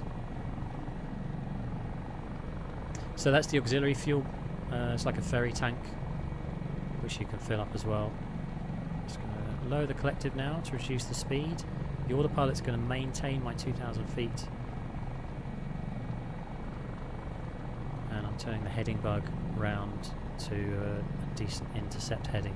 Once I'm on that intercept heading, I'm going to arm the localizer and I'm going to arm the glide slope, and they're going to go into an armed mode until they're within their parameters to capture it. Once that goes green with cap,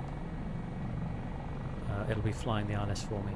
So again, I'm just going to keep that power coming down a little bit. I want to be back to 100 knots for the ILS, really.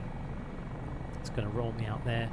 And I'm going to arm the localizer. That's armed, and arm the glide slope. So we're going to have localizer and glide slope flashing up here. We've got heading and out telling us that heading and out are currently engaged, and these flashing ones are armed. And obviously that's backed up by the arm on it. So localizer's coming in. I'm just going to help it by turning in, so it's not too an abrupt. And that's captured localizer, so it's now flying the localizer for me. It's going to hopefully line me up nice and straight with the runway. Again, reduce the speed. That's about 40% probably for 100 knots.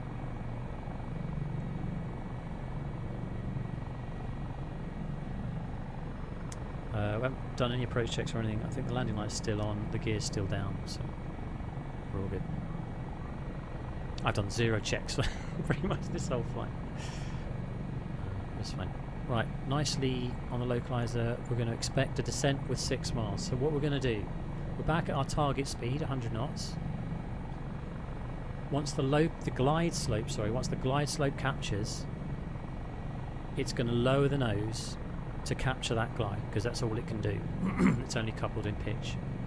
So in order for me not to speed up and zoom down the ILS, I'm going to have to lower the collective by about 10%. So 7 miles to run. At 60 ME, that's when our descent starts. All the way down to 230 feet, which is the decision altitude. Minimum RVR, I think 600 meters for this approach, but we're not worried about that. So the glide slope is coming in here, and you can see it's coming in here as well. Once that gets to the middle, this is going to stop flashing and go solid, and we're going to get capture on the glide slope, and I'm going to reduce power by about 10%.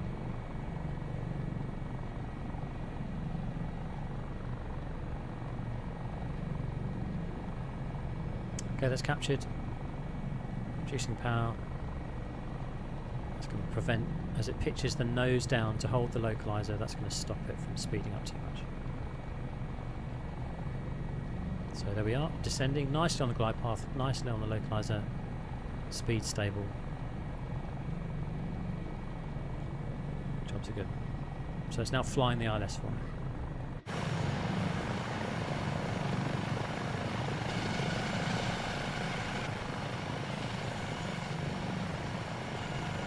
These are all terrible views. I'm going to have to look at these views. I'm not really good at it.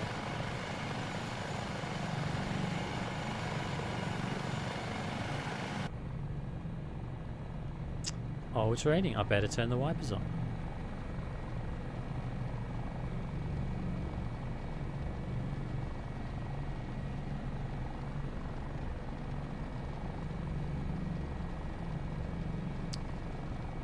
Okay, through 1500 feet, still nicely on the glide, nicely on the localizer. We're coming up to 9 o'clock now. How's Jeremy doing? Is he good to go? I don't want to overrun. So about 4 miles, we should be 1360 feet, which we are just through 4 miles, just through 1300 feet, so we're on the right lobe. All is well.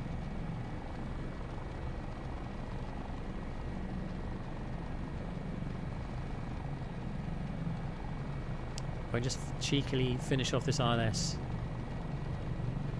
we've got 3.5 miles.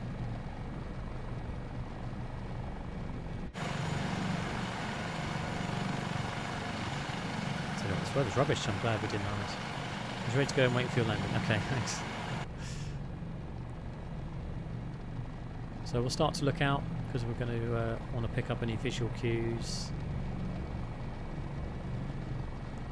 I mean, we're going to pick up the surface, I think, long before we have to make a decision. Again, that decision altitude, 230 feet, that's the point at which we're going to decide to land or go around. There is a go around function. Again, I've got it mapped to my collective. There's a button on the collective. When you push it, the nose will pitch up for 75 knots. That's VY, that's your best climb speed. It'll do nothing else, it'll just pitch up to 75 knots. And then you need to engage heading. And that's just sort of go around profile, pull the power in, go around. What have we got? Through 500 feet to go. Hey, this is going to be like a real ILS. I'm just going to start to reduce power a little bit more, just to bring that speed back to give us the best chance of getting those visual cues for the landing.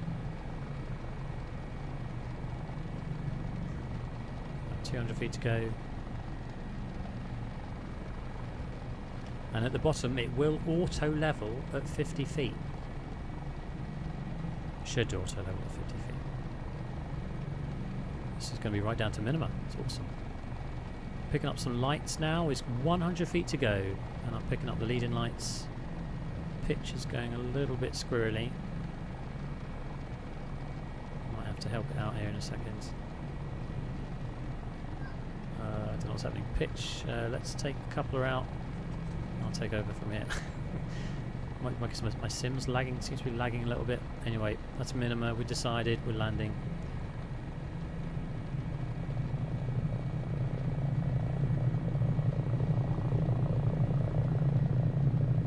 I think I just lost a little bit of performance at the end there. For some reason, maybe the rain. I got a great graphics card, but not a very good CPU, so Flight Sim suffers a little bit occasionally. There we go, that's it guys. That's an introduction to the AS365 N2 Dauphin from Taog's Hangar. Absolute delight. Absolute delight. So I can land it externally. Sort of. Get some good compression on the oleos there. Fully animated oleo compression. There we go. I'm going to hand over now to Jeremy. Jeremy's going to take you through the American AS365 Dauphin. An abomination as far as I'm concerned, but a cracking add-on for those of you in the States. And he's going to show you a lot of the features of that, which is quite different aircraft. So, right, thank you very much, guys, for watching. And I will be streaming again. We'll be doing some missions, some specific routes, some offshore flying and stuff. But that's all to come. Right, thank you very much. I'll say goodbye.